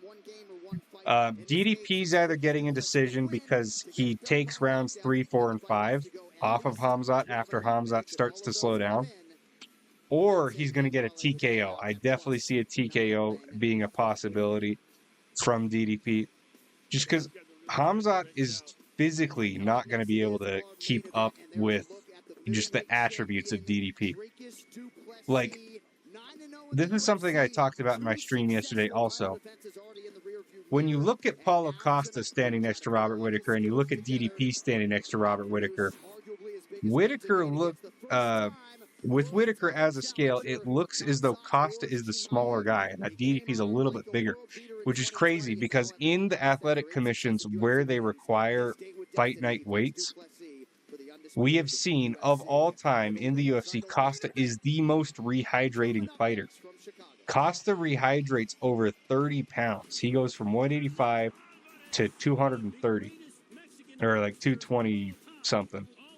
So that's, yeah, like 40 pounds, which is just absolutely insane because there's some heavyweights who are fighting on Fight Night at like 230.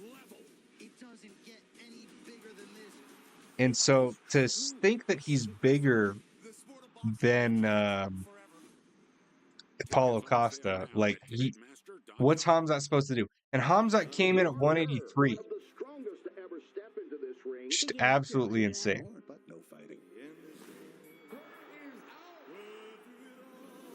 I've never seen him like this before. We're all in this together. Dwayne Johnson MMA movie. That'll be fun.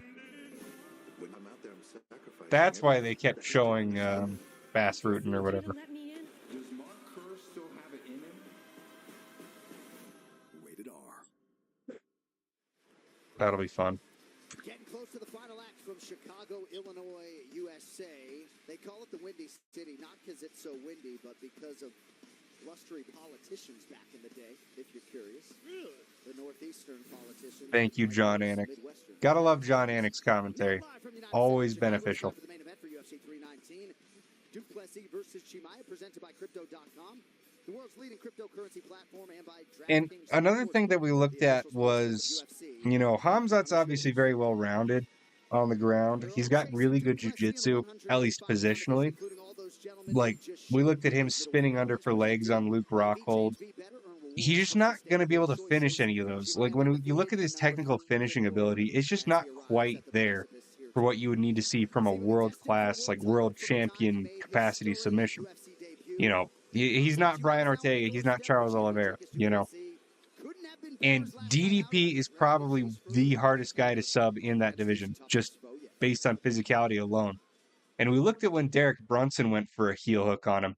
Derek had the heel on the outside of the forearm with the gable grip in and the legs controlled in 50-50. The reason he lost it, though, is because DDP from 50-50 went for the toe fold and forced Derek to go belly down to defend. And so he literally just like gritted out a leg lock. And it's like, well, where's your pathway to victory against that? I think you're going to really struggle to choke him out. And Khamzat hasn't shown to have amazing chokes. His chokes usually he gets by like muscling them out. But DDP is the guy you're not going to be able to do that on. I'm glad I'm fighting a guy that people think is unbeatable because I will beat him. Yeah, there's that fluke tap against Robert Whittaker.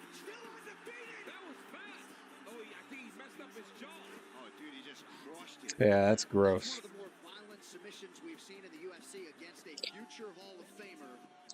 I know Robert's upset that they keep showing that picture. He said he sent that to Daniel Cormier in confidence, so.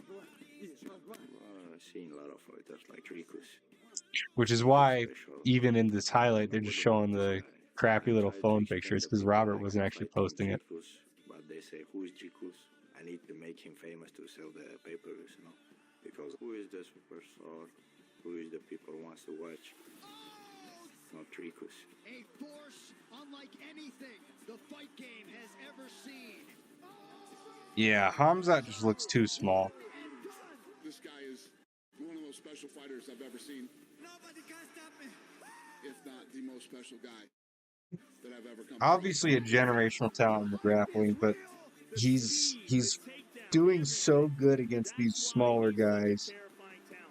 There's the tap. Khamzat Chimaev. How good is he? He's 16-0 and deserving of all the... Yeah, no, I would never say it's impossible because DDP puts himself in bad positions on the ground all the time. And if he gets into a front headlock with Khamzat, like the Darce is there.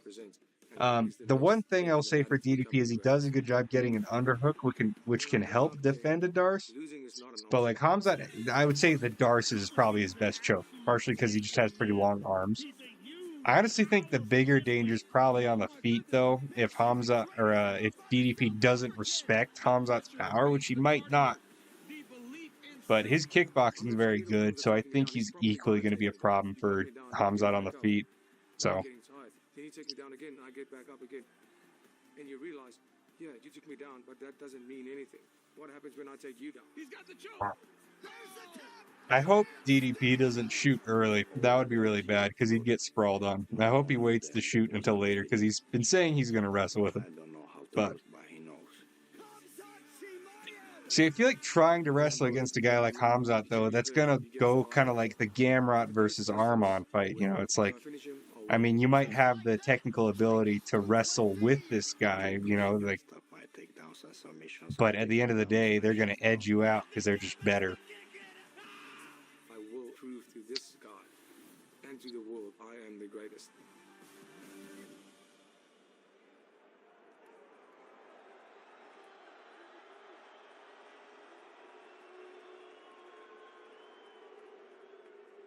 We always love Khamzat's walkouts. They're so fun. No, they're booing.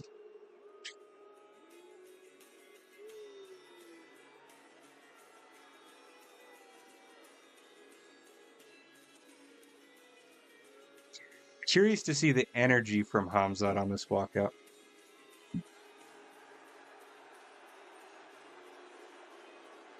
Yeah, exactly, Gabriel. Like, yeah, I really hope Dricus doesn't shoot early because that Darce is going to be his problem. We've got Armon in the corner. Nice.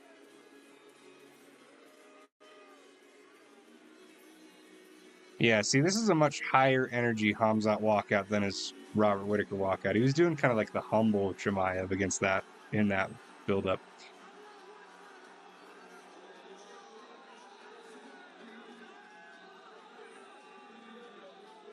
No, yeah, if DDP shoots early, I think he gets Darced. But I don't think he's going to do that. He's got good game planning. Championship moment has arrived for the undefeated middleweight Khamzat Boris Chimaev.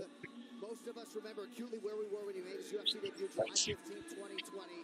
The The expectation was that this moment would materialize, and 5 years later, we'll see if Chimaev... Khamzat's definitely going to try to pace himself better here, though. That's the thing. And he does have good pacing. He does. Or at least in the Robert Whittaker fight, his pacing was good for the part of the fight we saw. I do think he can maintain that pace for like 3 or 4 rounds. I just don't think he's going to last 5 rounds. Like, he's never done that before. He's never really been super great at going 3. So... in any division, and now we're going to get a chance to see his first crack at the gold. Tonight's prep point is brought to you by DraftKings Sportsbook. Had he gotten to fight for the 170 title, I don't think anybody was stopping him. But although JDM versus Khamzat would be interesting. Now I kind of want to see that fight. Maybe they didn't think it would take this long. Khamzat Chimaev has been a dominant force in the UFC for as long as he's been here. It's the wrestling, the grappling, the confidence that he carries into the octagon. Khamzat Chimaev hasn't lost a round in fighting hardly, but he doesn't even really lose in practice. He just does not lose. So Dricus du Plessis has the job of showing this man how to lose. But if Khamzat gets it done, especially the way that he has been, we might be looking at one of the biggest stars in all of MMA. All right, tonight's social media posts are brought to you by the Smashing Machine Star. See, everybody's saying that if Chimaev doesn't take him out in round 1, he's going to lose. I don't think Chimaev is going to approach this fight the same way. I don't know. Maybe he will. But he keeps talking about how he's changing his style. He's changing his training. Like, why would he then come out and do the just mad sprint at the beginning like he's been doing this whole time? Maybe what he means by that purely is just the strength and conditioning. It's like, oh, my cardio is better now. But, like, a sprint is a sprint. You're going to get tired. Championship fight upon us as Chimaev tries to change the complexion of this division and his life forever by bringing the belt home to Chechnya.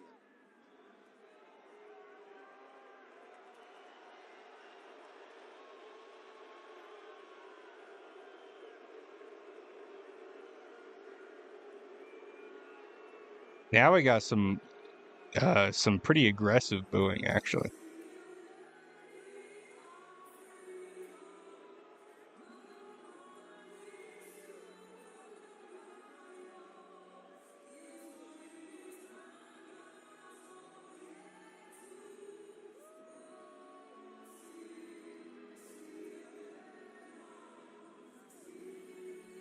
I guess Bilal really is the king of Chicago, huh?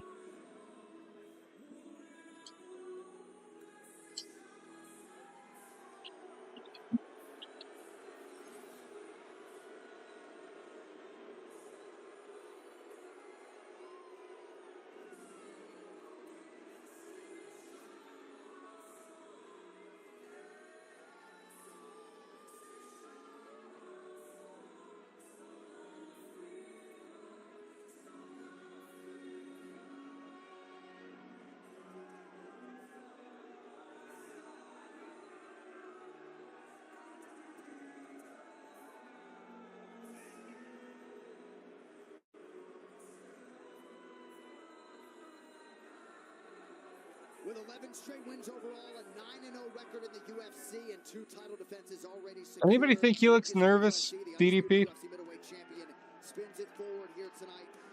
He's a good athlete, DC. He is a thinking man's fighter. He put so much into this, and over the last 18 months, as he has become the champ and successfully defended, he has leveled up in all areas. Scary proposition, I would think. He's gonna do a lot of fights where he was supposed to lose, so. He feels like he's gotten much better than that. Now, for Dricus du Plessis, he has taught us how to view things differently. He has taught us that all of our favorite fighters don't look the same. So while he does things in an unorthodox way, they may look wrong. You learn to gain an appreciation for the differences in his game. They work against every style. He can take you down. He can strike with you. He really does have great cardio. DDP really does have everything. I think people look too deep into the mental things. I don't think fighters are ever that scared of each other. Maybe. I've talked to some people on the amateur circuit who definitely get pretty scared.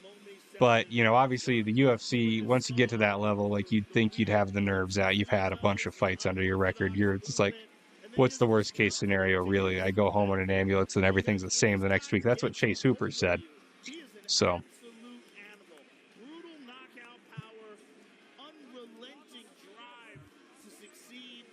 But then we have like fights like for fighters like Anthony Smith where they just kind of like give up in the cage. So. And he's been winning in spectacular fashion from the moment he stepped into the octagon.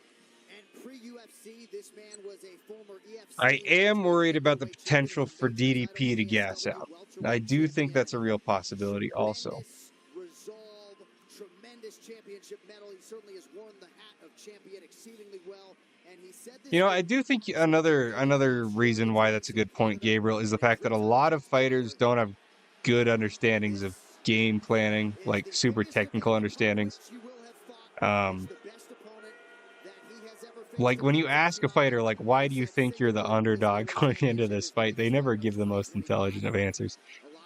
Fighters can be pretty dumb. Like they might be good at fighting, but they don't understand it to the technical level to be able to break down stylistically why somebody is an underdog or a favorite. So, and part of that is like you kind of have to be confident to get there. You know, like you have to have that Conor McGregor delusion. Festive week in Chicago all comes down to this. Tail to tape is presented by V-Change. Be better, earn rewards for sustainable choices. Dricus, Plessis, and Khamzat Chimaev, both born in 1994. 1 inch separates them in height. Both men coming in at or below the middleweight division limit, 185. 1 inch in reach. Yeah, 183 for Khamzat is crazy. Now to set up our main event as only he can. Here's Bruce Buffer. I think an inch reach advantage is also going to be pretty good for DDP.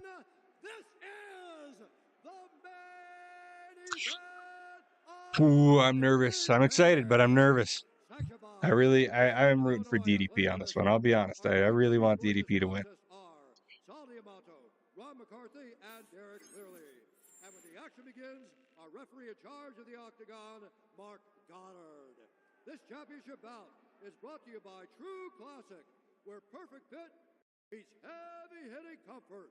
Visit trueclassic.com/UFC for a chance to win store credit. And buy the I forget how long the ads are at the beginning of these. and Emily Blunt in theaters everywhere. October 3rd. Watch the trailer online now. And now, for those in attendance and UFC fans watching around the world, this is the moment you've all been waiting for. Live from the sold-out United Center in Chicago, Illinois.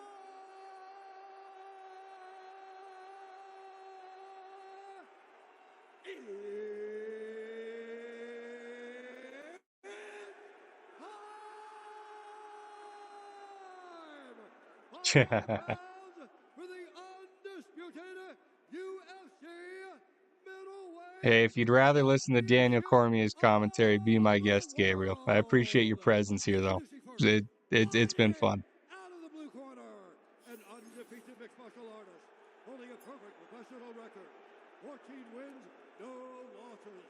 He stands 6 feet 2 inches tall, weighing in at 183 pounds. Fighting out of the United Arab Emirates by way of Chester, Russia. Presenting the number 3 ranked UFC middleweight contender in the world, the challenger, Khamzat Chimaev.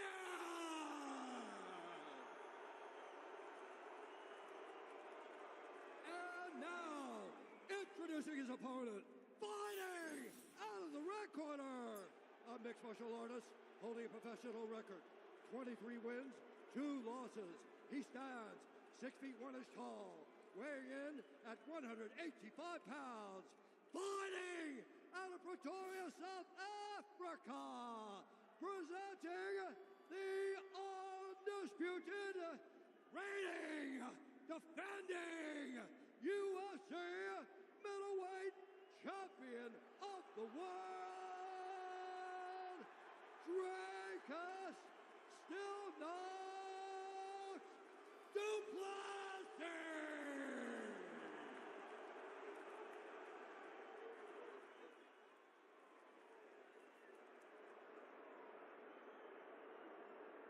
Ladies and gentlemen, you understand the rules you fight under. Listen to me at all times. Keep yourself protected. When I say stop, you stop. If you want to touch, do it now. God bless. Let's go. Here we go. Here we go. Wow.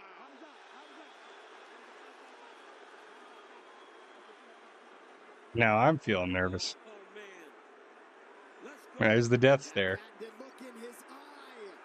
Khamzat Chimaev at long last fighting for an undisputed UFC title. That belt belongs to South Africa's Dricus du Plessis. And we are underway. Front kick from Khamzat early. Immediate shot. Gets him down to side control, but DDP gets the front headlock, gets to north-south, slides in a knee shield. He's doing a decent job controlling on the ground already. This is what we expected. We expected an early takedown from Khamzat. Whether or not it was super aggressively paced, we knew he was going to get DDP down pretty easily. But DDP is doing pretty good hanging in there on the ground. They're pretty twisted up right here, but Khamzat in top side control is not where DDP necessarily wants him to be, but he's not in danger here. Khamzat's not really able to threaten anything. So let's see. We've got a crucifix. Bad early spot for the champion. Oh, my goodness. Little rabbit punches on the back of the head. He's just holding him in crucifix, and DDP's trying to kip out. It looks like it's getting worse right now for du Plessis. I mean, he's really gotten that tightened up. I mean, these aren't big shots, and he's kind of protecting his head by tucking it close to Khamzat's body and preventing him from hitting with any real force. But this is still a terrible position for the champion. 90 seconds in, Chimaev putting his brand. Yeah, nothing's really happening here, but this is not how you're going to win this fight, right? Like, Khamzat's not burning too much energy here. He's not going too fast. He's not chasing a finish like he's done in a lot of his fights. He's being a lot more measured and just holding DDP in this crucifix. So it's like, This is basically nothing. Yeah, it's just tapping him. There's no force to this. now everybody's booing, and rightfully so. Because it's like, what are you really going to do from here?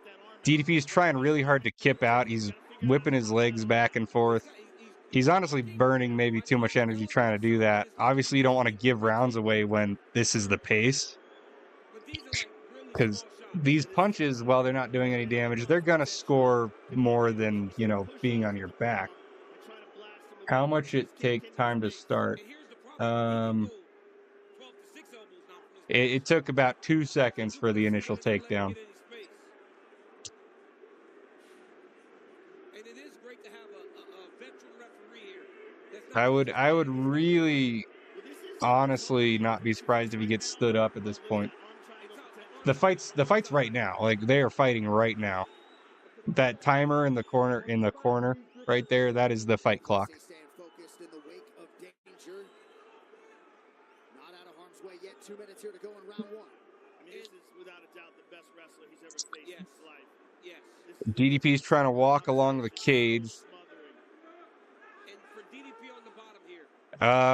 For legal reasons, ESPN is where you can purchase the pay-per-view. If you want to look up alternative places to watch it, I recommend asking Reddit.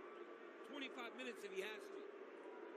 Yeah, and clearly he's winning the round, but he's not really doing any damage. Not yet, at least. Closing the distance. Go ahead, champ. du Plessis very smart here. Now, come 2026, we're going to be able to watch it on... Yeah, there you go. Thank you, Gabriel. Come 2026, we're going to be able to watch it on Paramount Plus, which is going to be money.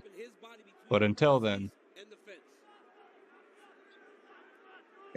see the previous comment there, and you should get some helpful advice.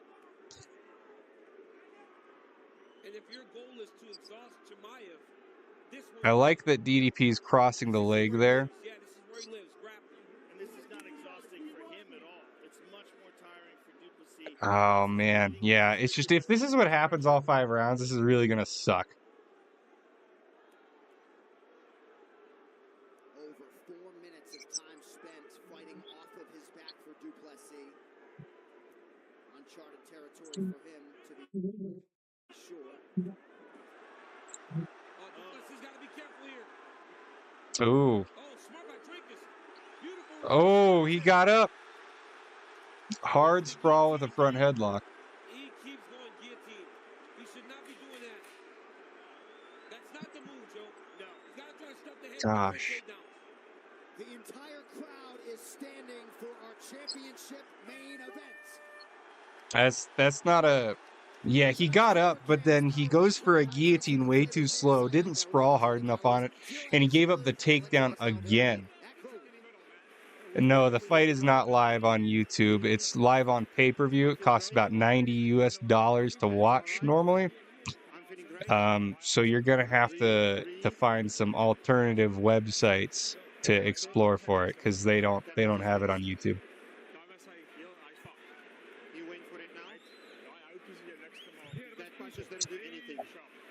Like that, DDP's still confident, but you know, he gave up some bad positions and just stayed there the whole round. That's not what we want to see. I'm curious what adjustments are made. Khamzat doesn't look tired at all because he was very composed. Two shots in every can. Not that many champions on the wrong end of a borderline 10-8 would be smiling like Duplessis. No, I appreciate it, Gabriel. Good head kick from DDP early. Khamzat attempts his own head kick, but it's DDP catches it on his lap. Hard sprawl from DDP. Looks very cartoonish. Stand up, DDP. Come on. He almost had that one defended, but he's not stuffing his head. So Chimaev's able to build back into him and take him down. Duplessis doing a good job of staying patient, but he has got that. DDP needs to get up here, or the fight's pretty much only downhill from here. Duplessis sharing a moment with his chief corner, Mornay Visser. Khamzat so good at just continuing to Gosh dang. The fact that Khamzat was able to do that to DDP. He's always forward, keeping his opponent's weight on their hands. He doesn't let him build back into him.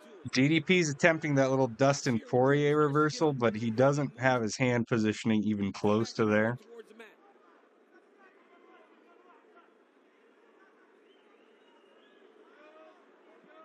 See, yeah, Khamzat's working that first hook. He's taking a very calm, very measured approach to this, which is what we want to see from Khamzat. It's not what I want to see, but it's what we want to see from Khamzat. Duplessis needs to attack the hands of Chimaev. Right now, his hands aren't doing anything. He's got to attack Chimaev's grip to try to break his lock. That's step one in trying to get away from him. He's also got to be very careful that he doesn't completely give up his back from this position where it looks like it's really close. Yeah, the issue here, though, is when DDP's corner is relying on this guy gassing out, he's not going to gas himself out doing this. Like, DDP, if anything, is going to be the one expending more energy.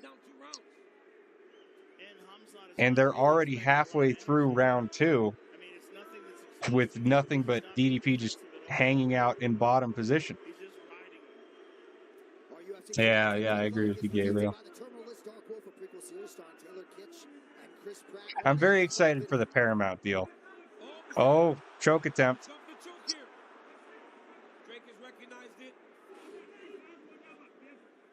Oh, man. Yeah, see, DDP clearly was drilling the rear naked choke defense, which is good. That's what we want to see. But where are the get-ups from this position, you know? He's doing a good job fighting these hooks, but, like, he doesn't have any answer for this back take here. But Duplessis got to get two hands on one to try to get up to his feet. Right now, Chimaev's doing a really good job of just controlling, following. Yeah, for once I agree with Daniel Cormier. 2-on-1 is probably the way to play this get-up. You just don't want to get kneed in the head on the get-up, obviously. strike absorbed as yet by Khamzat Chimaev. I mean, he went multiple fights without getting hit at all. Right.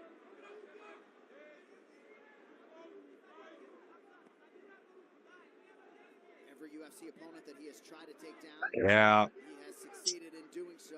See, DDP needs to regain wrist control on Khamzat, because otherwise he's just playing back and forth with, I stick my leg up to try and stand up, a hook gets in, and I kick my leg down to break the hook, and then I stick that leg up. Here we go. Now he's got the 2-on-1 grip. Saitiev, who passed in March of this year, showed Chimaev a lot of things over the years. Saitiev is the man. Chimaev is doing a much better job staying low on the hips. That was another thing we highlighted in the breakdown, was that Chimaev tends to get too high and to fall off the top. This time he's doing a much better job of staying low with his body lock. Forward every time. So now, at the end of round 1, when Dricus went to the corner, his coach was smiling with him. I wonder what the urgency will look like now that 2 rounds have played out in this way, right? Because while you're champion, Yeah, I used to want to see Sean Strickland versus Khamzat Chimaev. Not so much after watching this. This is not looking good for the poor guy. I'm glad they're booing at least. This is probably the most boring Khamzat fight there has been.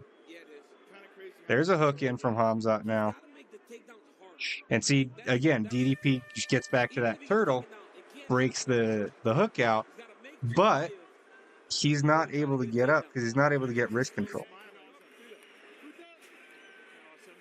Now he's down 2 rounds, and these are the 3 rounds he's got to take because he's down 2 rounds. This is where his pathway to victory is. But Khamzat did not expend the energy we would have needed him to expend for DDP to now be able to stay up. And if anything, DDP was the one expending a lot of energy. So it's like, it's not looking good.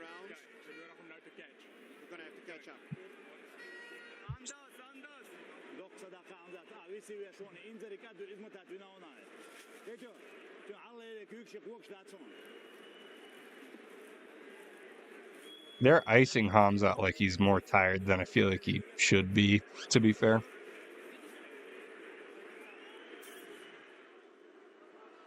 UFC 319 is presented by Crypto.com, the world's leading cryptocurrency platform, and by DraftKings Sportsbook, the official sportsbook of UFC. The crown is yours. Standing ovation greets the athletes to begin round 3 of a possible 5. Dricus du Plessis in the green, Khamzat Chimaev in the black and blue. DDP is bold to throw a naked kick like that. Oh, he clipped Khamzat on that one. Khamzat got him down, no problem, though. he's not having any luck defending takedowns. Oh, man, DDP. This is pretty poor. 5 takedowns on as many attempts for Chimaev. This is pretty poor. Make it 6. He's regarding now, which is nice.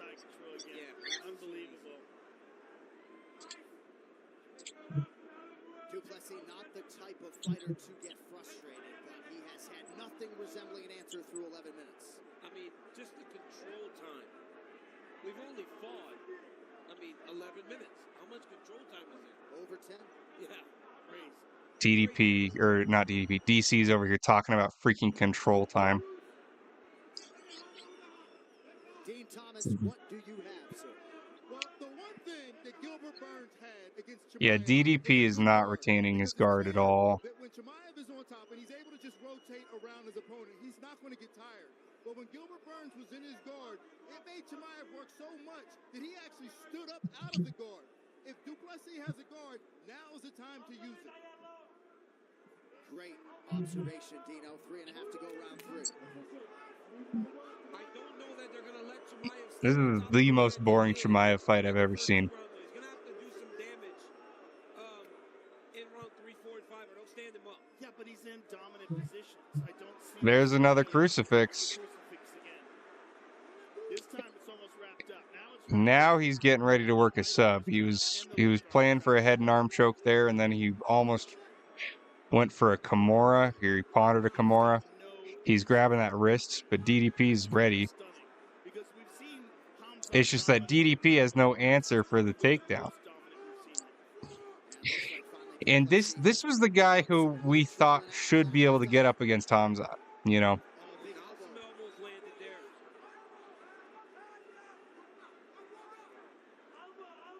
Just these little pitter-patter shots, like, oh my gosh.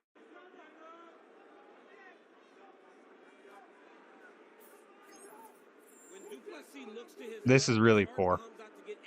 This is really poor.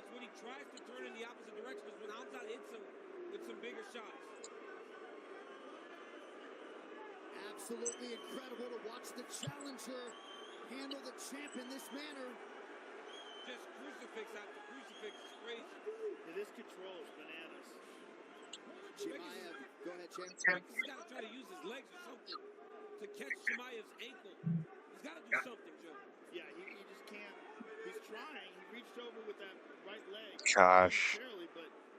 He keeps playing for this head and arm choke, which is why DDP, it's part of why DDP's turning into him so hard. It's also so that the back of his head is what Khamzat has to punch, because that's obviously a protected area. Kind of play into the rules a little bit. Now he's just eating punches straight on, though.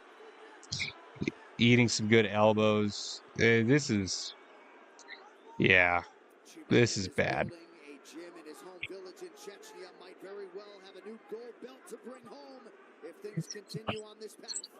Well, this is about as dominant a performance from a challenger as we have seen in a really long time. Plessis has had no answers.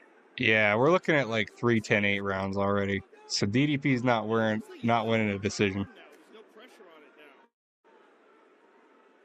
But he's completely being dominated and so exhausted. His arm's out now. Yeah, his arm's out. Oh yeah, he's getting closer to that HUD and arm choke. Now he's mounted.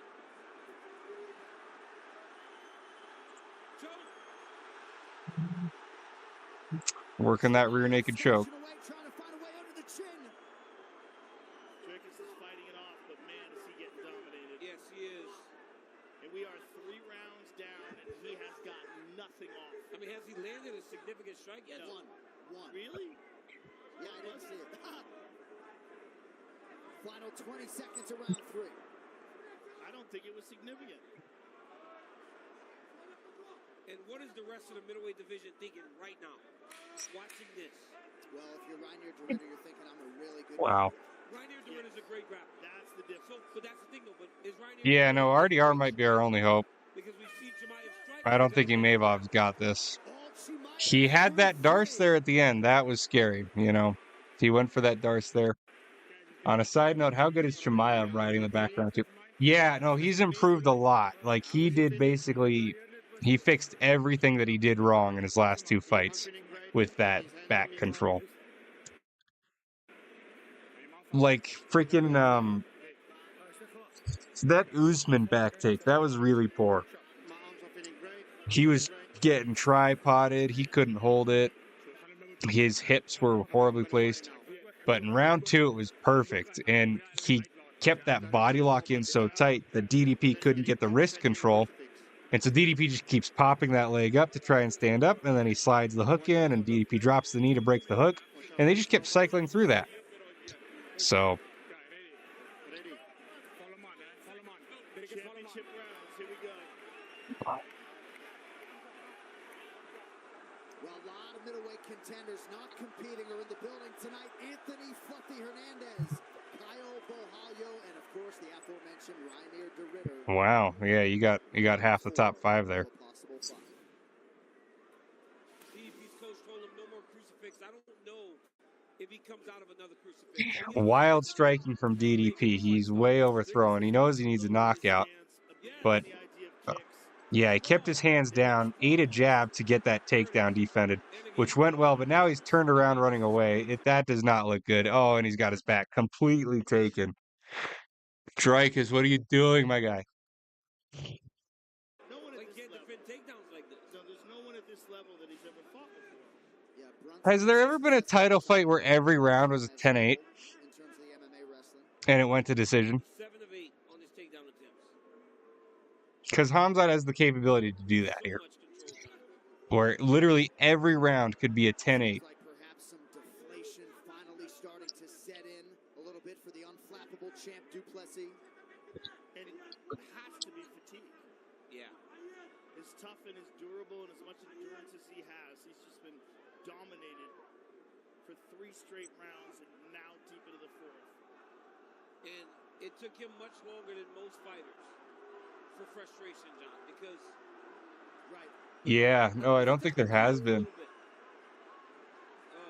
my goodness. Yeah, Khamzat definitely could end up being the first. This back control is very good from Khamzat, and DDP's not defending it well. Knowledge in those positions, even in the clinch, just a little ahead of him.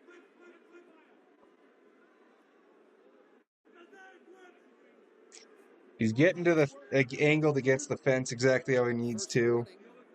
Like, he's got some of the fundamentals drilled into him, but they're just not quite there for DDP. Because this is fighting, and he's doing it very effectively. He's doing exactly what he wants to do. To say that he should be doing something different when he's totally dominant seems to be kind of crazy. And his cardio looks amazing. He does not look fatigued at all. Well, he hasn't really been challenged. It's basically him on the offense, choosing when to strike, completely in control, making Dricus carry his weight.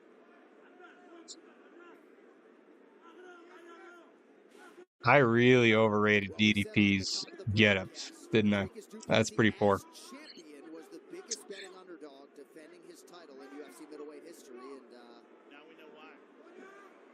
Oh, look, Dricus tried to roll, but it was a half-hearted Granby roll. Well, that roll shows you he's tired now. Yes. He's getting back in the crucifix, yo. Yep. I've never seen somebody get crucifix that many times. No, it's kind of crazy.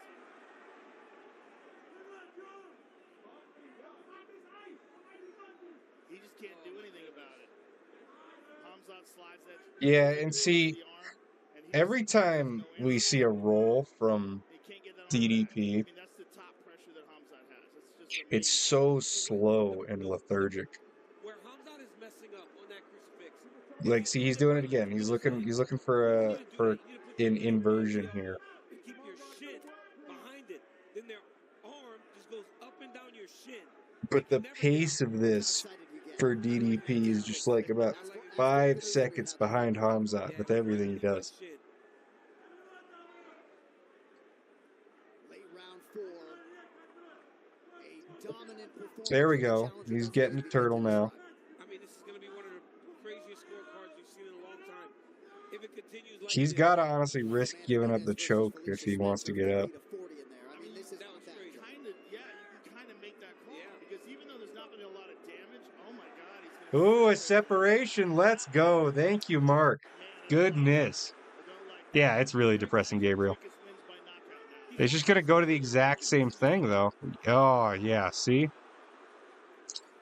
Flying knee indeed. See that butterfly hook? DDP immediately lost.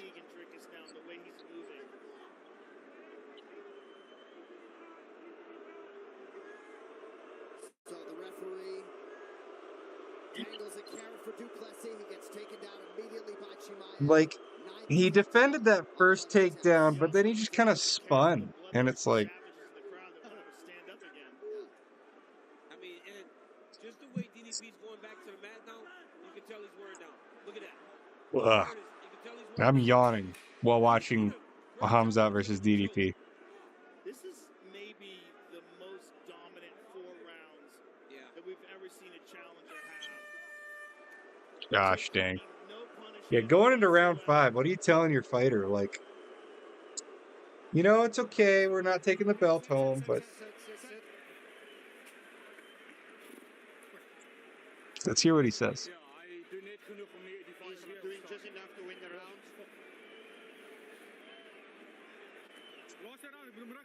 Last round, I'll have to win him.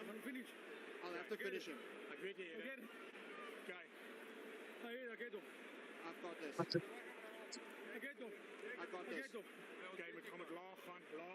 Still confidence from DDP. Positive pace. Knees and elbows. Sharp. Ready to go. Don't let him bully you, son, literally. That is one self-believing warrior, right? Still. Yeah, Gabriel, I get why a lot of people, I mean, To decide the I honestly think it's going to be kind of silly. The aftermath of this is just going to be so many people like, can you believe anybody thought DDP was going to win? Only a casual would think DDP was going to win. DDP has shown a flying knee again. DDP has shown the ability to win these exchanges. He's just not technically there on a guy like Khamzat. And see, he's too tired to sprawl now. Like, there was no sprawl there, and this is it. The fight's over now. Just unbelievable. Hey, 30 seconds. All that striking, and it still just took him less than 30 seconds to get a takedown. Gosh, and he's back in crucifix. Oh.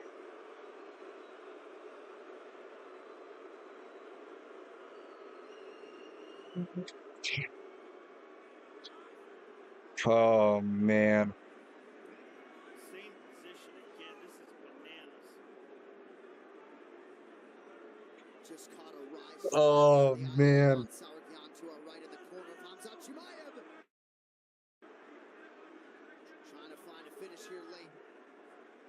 Against the guy who looks like Yeah, might as well turn it off now. Like, we know how it ends. Oh, look at that.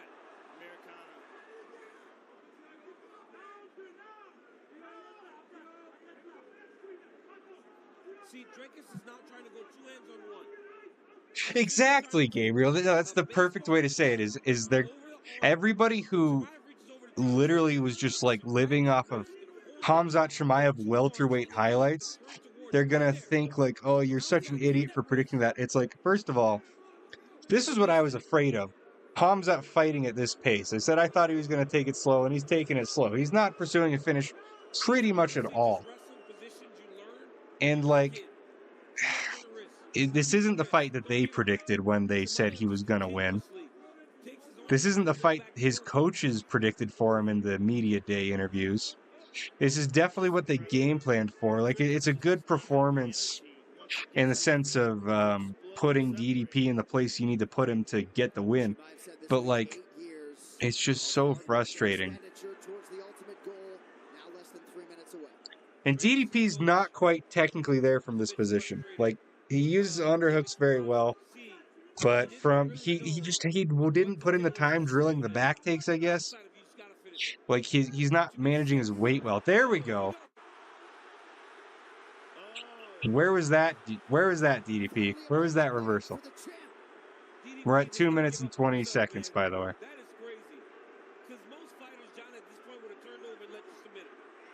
And he went for a guillotine. Why? No. He could have pounded it out. Could have postured. But no, he went for a freaking guillotine, rolled back to his back. It's making me mad. It's making me mad.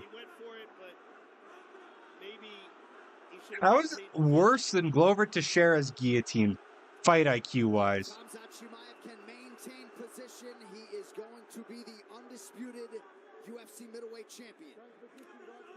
We need a Chael Sonnen Anderson Silva triangle choke right now. If Khamzat doesn't improve his position, Goddard's going to pick him up again. He'll get one more chance, I believe. Yeah, you can stand him up here. There it is. See? Yeah, there's the stand-up. One more chance. Short protest from Chimaev, who felt like he was busy enough. Back to the feet with just over a minute to go. Overhand DDP. Just chin him. Just slime him out. Dricus is looking to kick again.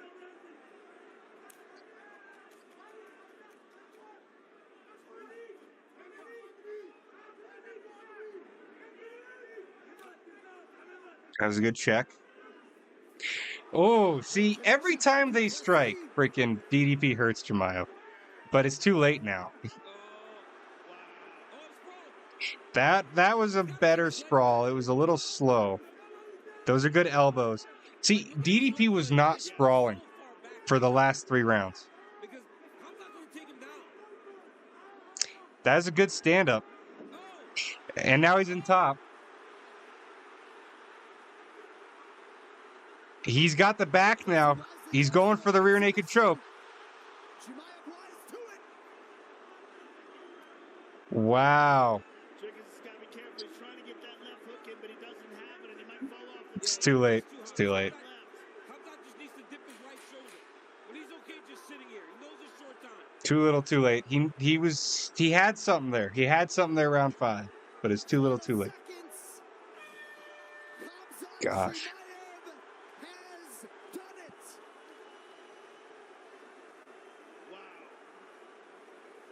Gosh.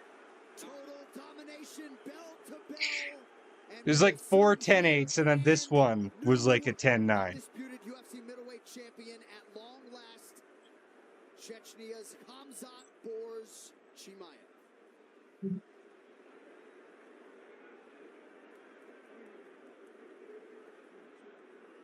Daniel, throughout your time as one of the all-time greats in the UFC, your foes would know what was coming, and they couldn't stop it.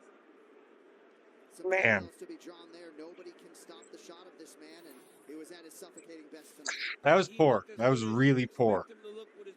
Like, where was the sprawl? Get to the corner immediately, put DDP down. Like, was he not training sprawls this entire fight camp? I guess not. Oh man. This is the nightmare scenario. That was a fluke. We need to rematch him again. Yeah, I agree. No, I mean, you know who he's gonna call out? He's gonna call out Sean Strickland. He's gonna call out Sean Strickland or Paul Acosta. I initially was thinking Sean would fare well against him. I don't think so anymore.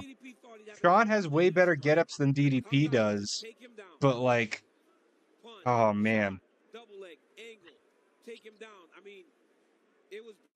I think RDR is probably our last hope. I think RDR could do way better.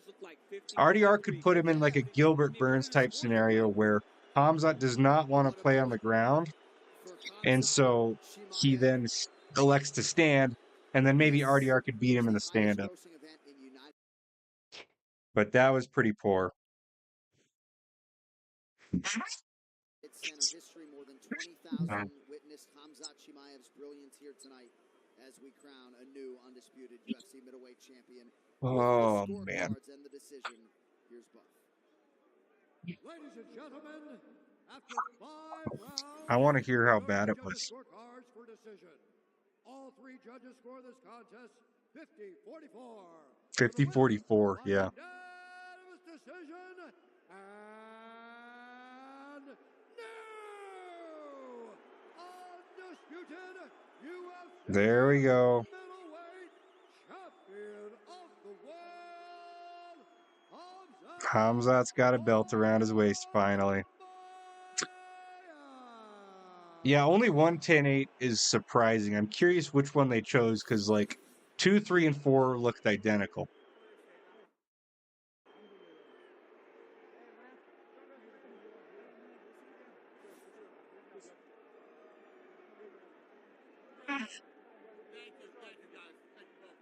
Congratulations, sir. All right, you guys can watch this on the own if you want to watch the post-fight interview. I don't care to. That was, yeah, I guess the first could have been the 10-8. Let me see if they posted the scorecards.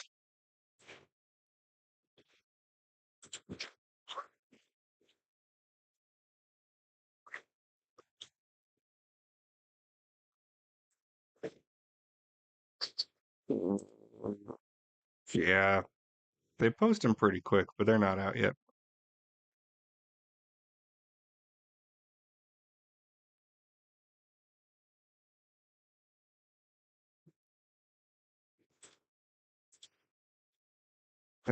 That's crazy, man.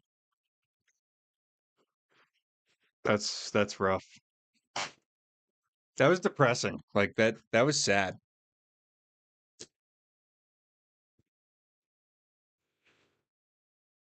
For the No, that's not the positive. That's the exact problem, Gabriel. Is Khamzat is going to be about as active as freaking Shavkat Rakhmonov. Like, he's the nightmare champion for the division. He's going to have zero activity. And it's just like, oh, man, I don't want to see it. I really don't. Like, oh, man.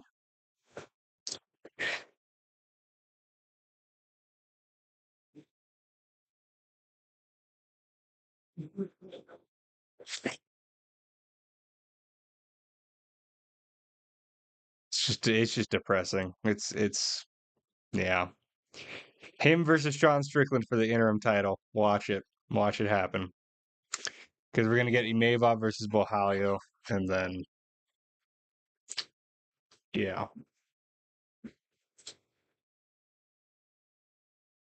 Yeah.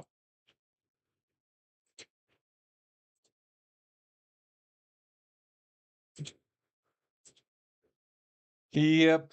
Okay. Two options. Gosh, I don't even. Oh, look, we hit 260 subscribers. Let's go. Let's go. Thank you, everybody. I'm trying to decide if I want to get that one back in UFC 5 or not. You know, that was legitimately depressing. That hurt. That hurt my soul. I don't think so though. I think I'm gonna get out of here. I got some stuff I got to take care of anyway. But thank you all for coming to the live stream. Thank you for the interactions. You guys made it super super fun. Um, had a good amount of people join in, double what my last live stream did actually, or my last fight companion rather.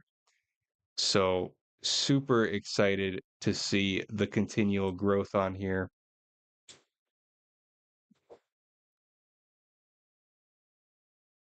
But tomorrow I'm bloody shot TKOing Chimaev. You know what? We can do that. Let's freaking do it. Why not?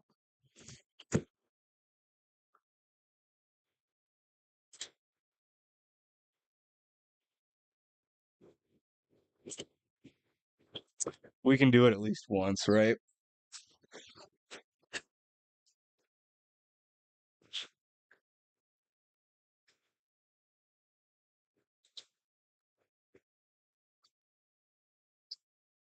Man.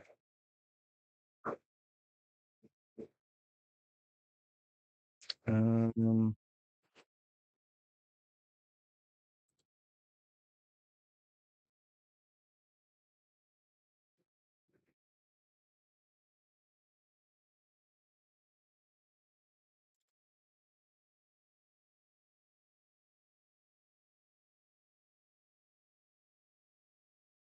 what do we got to do to get this to pop up?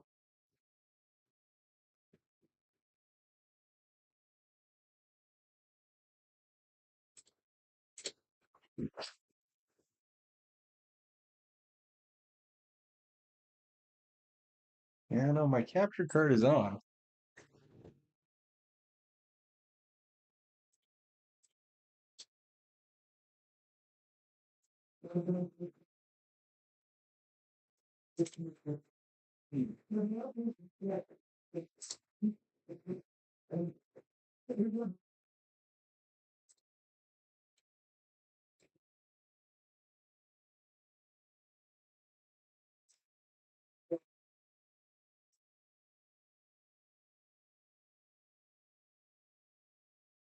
Kind of strange.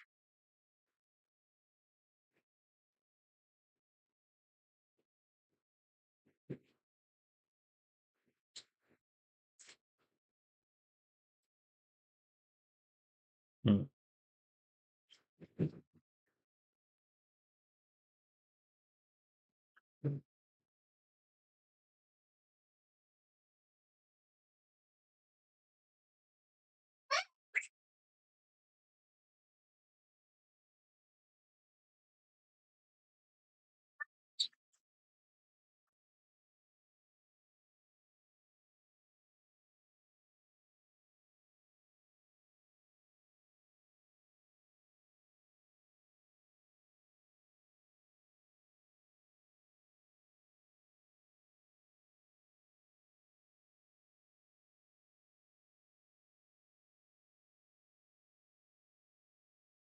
Nope, that broke it.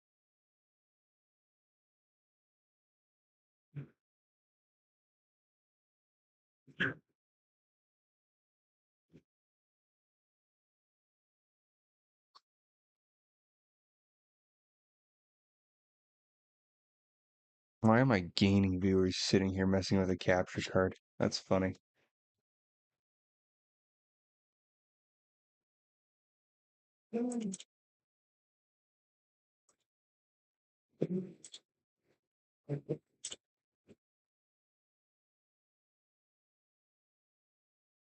Okay.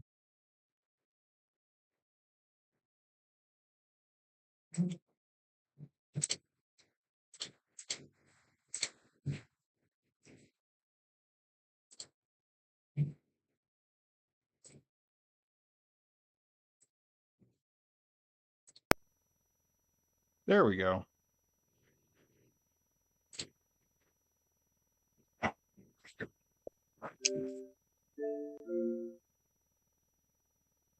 Isn't that great? Young man, just a relentless effort out of this fighter. Gosh. No, my webcam's not. There we go. Let's just. Oh, dang it. Let's just get one before we head out of here. Just one. And we need to mute the music real quick.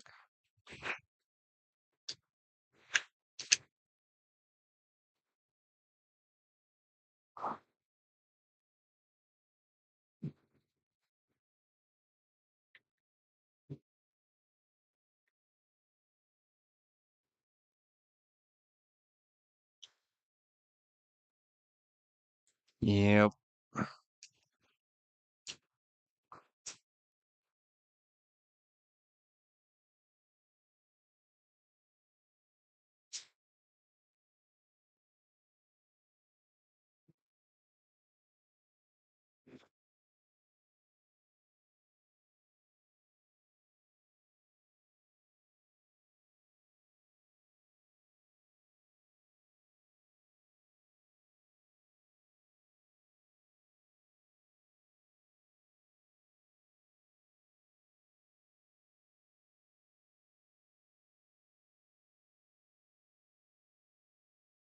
Okay, turn the music off. And the commentators off.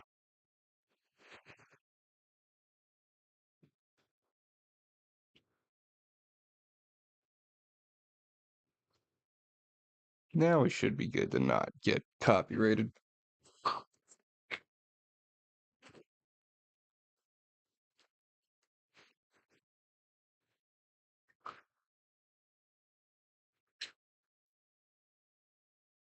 Come on, Khamzat, shoot already.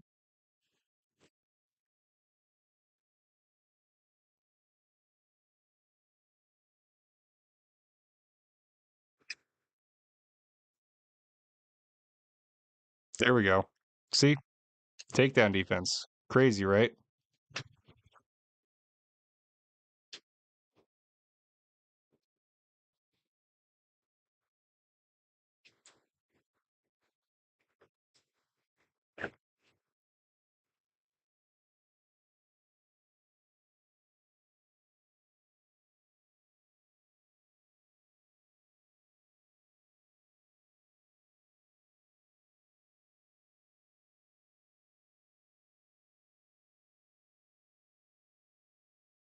How it should have gone. Right there.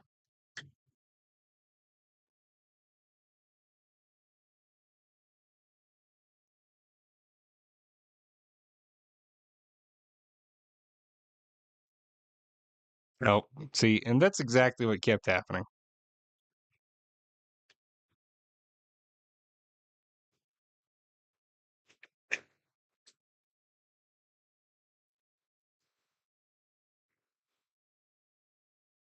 There we go. That's what we want to see.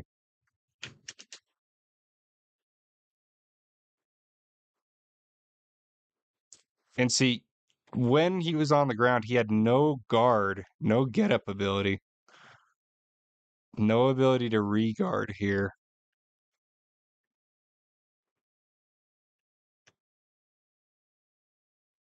Nothing like that. Nothing to that level. Yeah, apparently that guy who said that was just like his Muay Thai coach. Because, yeah, that was a total lie. But, and, you know, you don't expect a coach to like give out actual information for game planning. But like he literally was like, "Yeah, we're gonna go for a first round finish. We're gonna fight exactly how we fight," and it's like pretty brain dead sounding, honestly.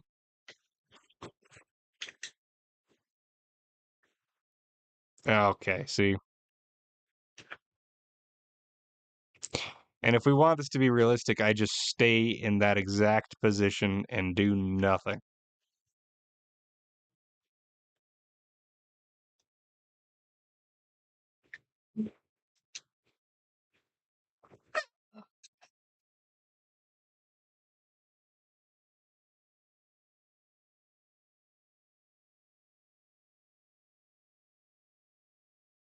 I was literally the most boring Khamzat fight there has ever been, though. Like, it's what he needed to do to win, obviously. If he went for broke and gassed out, that would have been stupid. But it was so boring.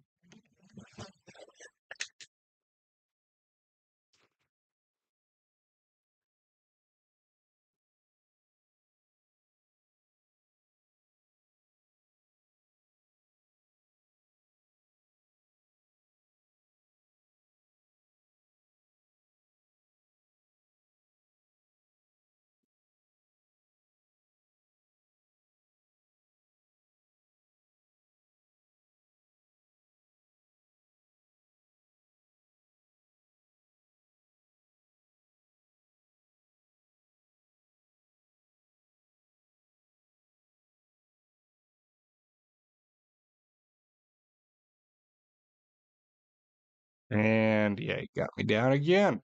Oh, man.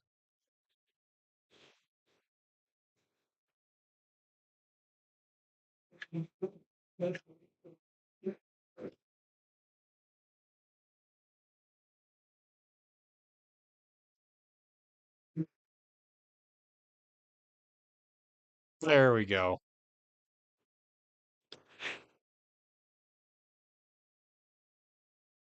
Flying triangles of Khamzat single leg, and I need him to do that reverse butterfly hook bulk. He does exactly. I mean, like, I feel a bit better than you're welcome, Gabriel.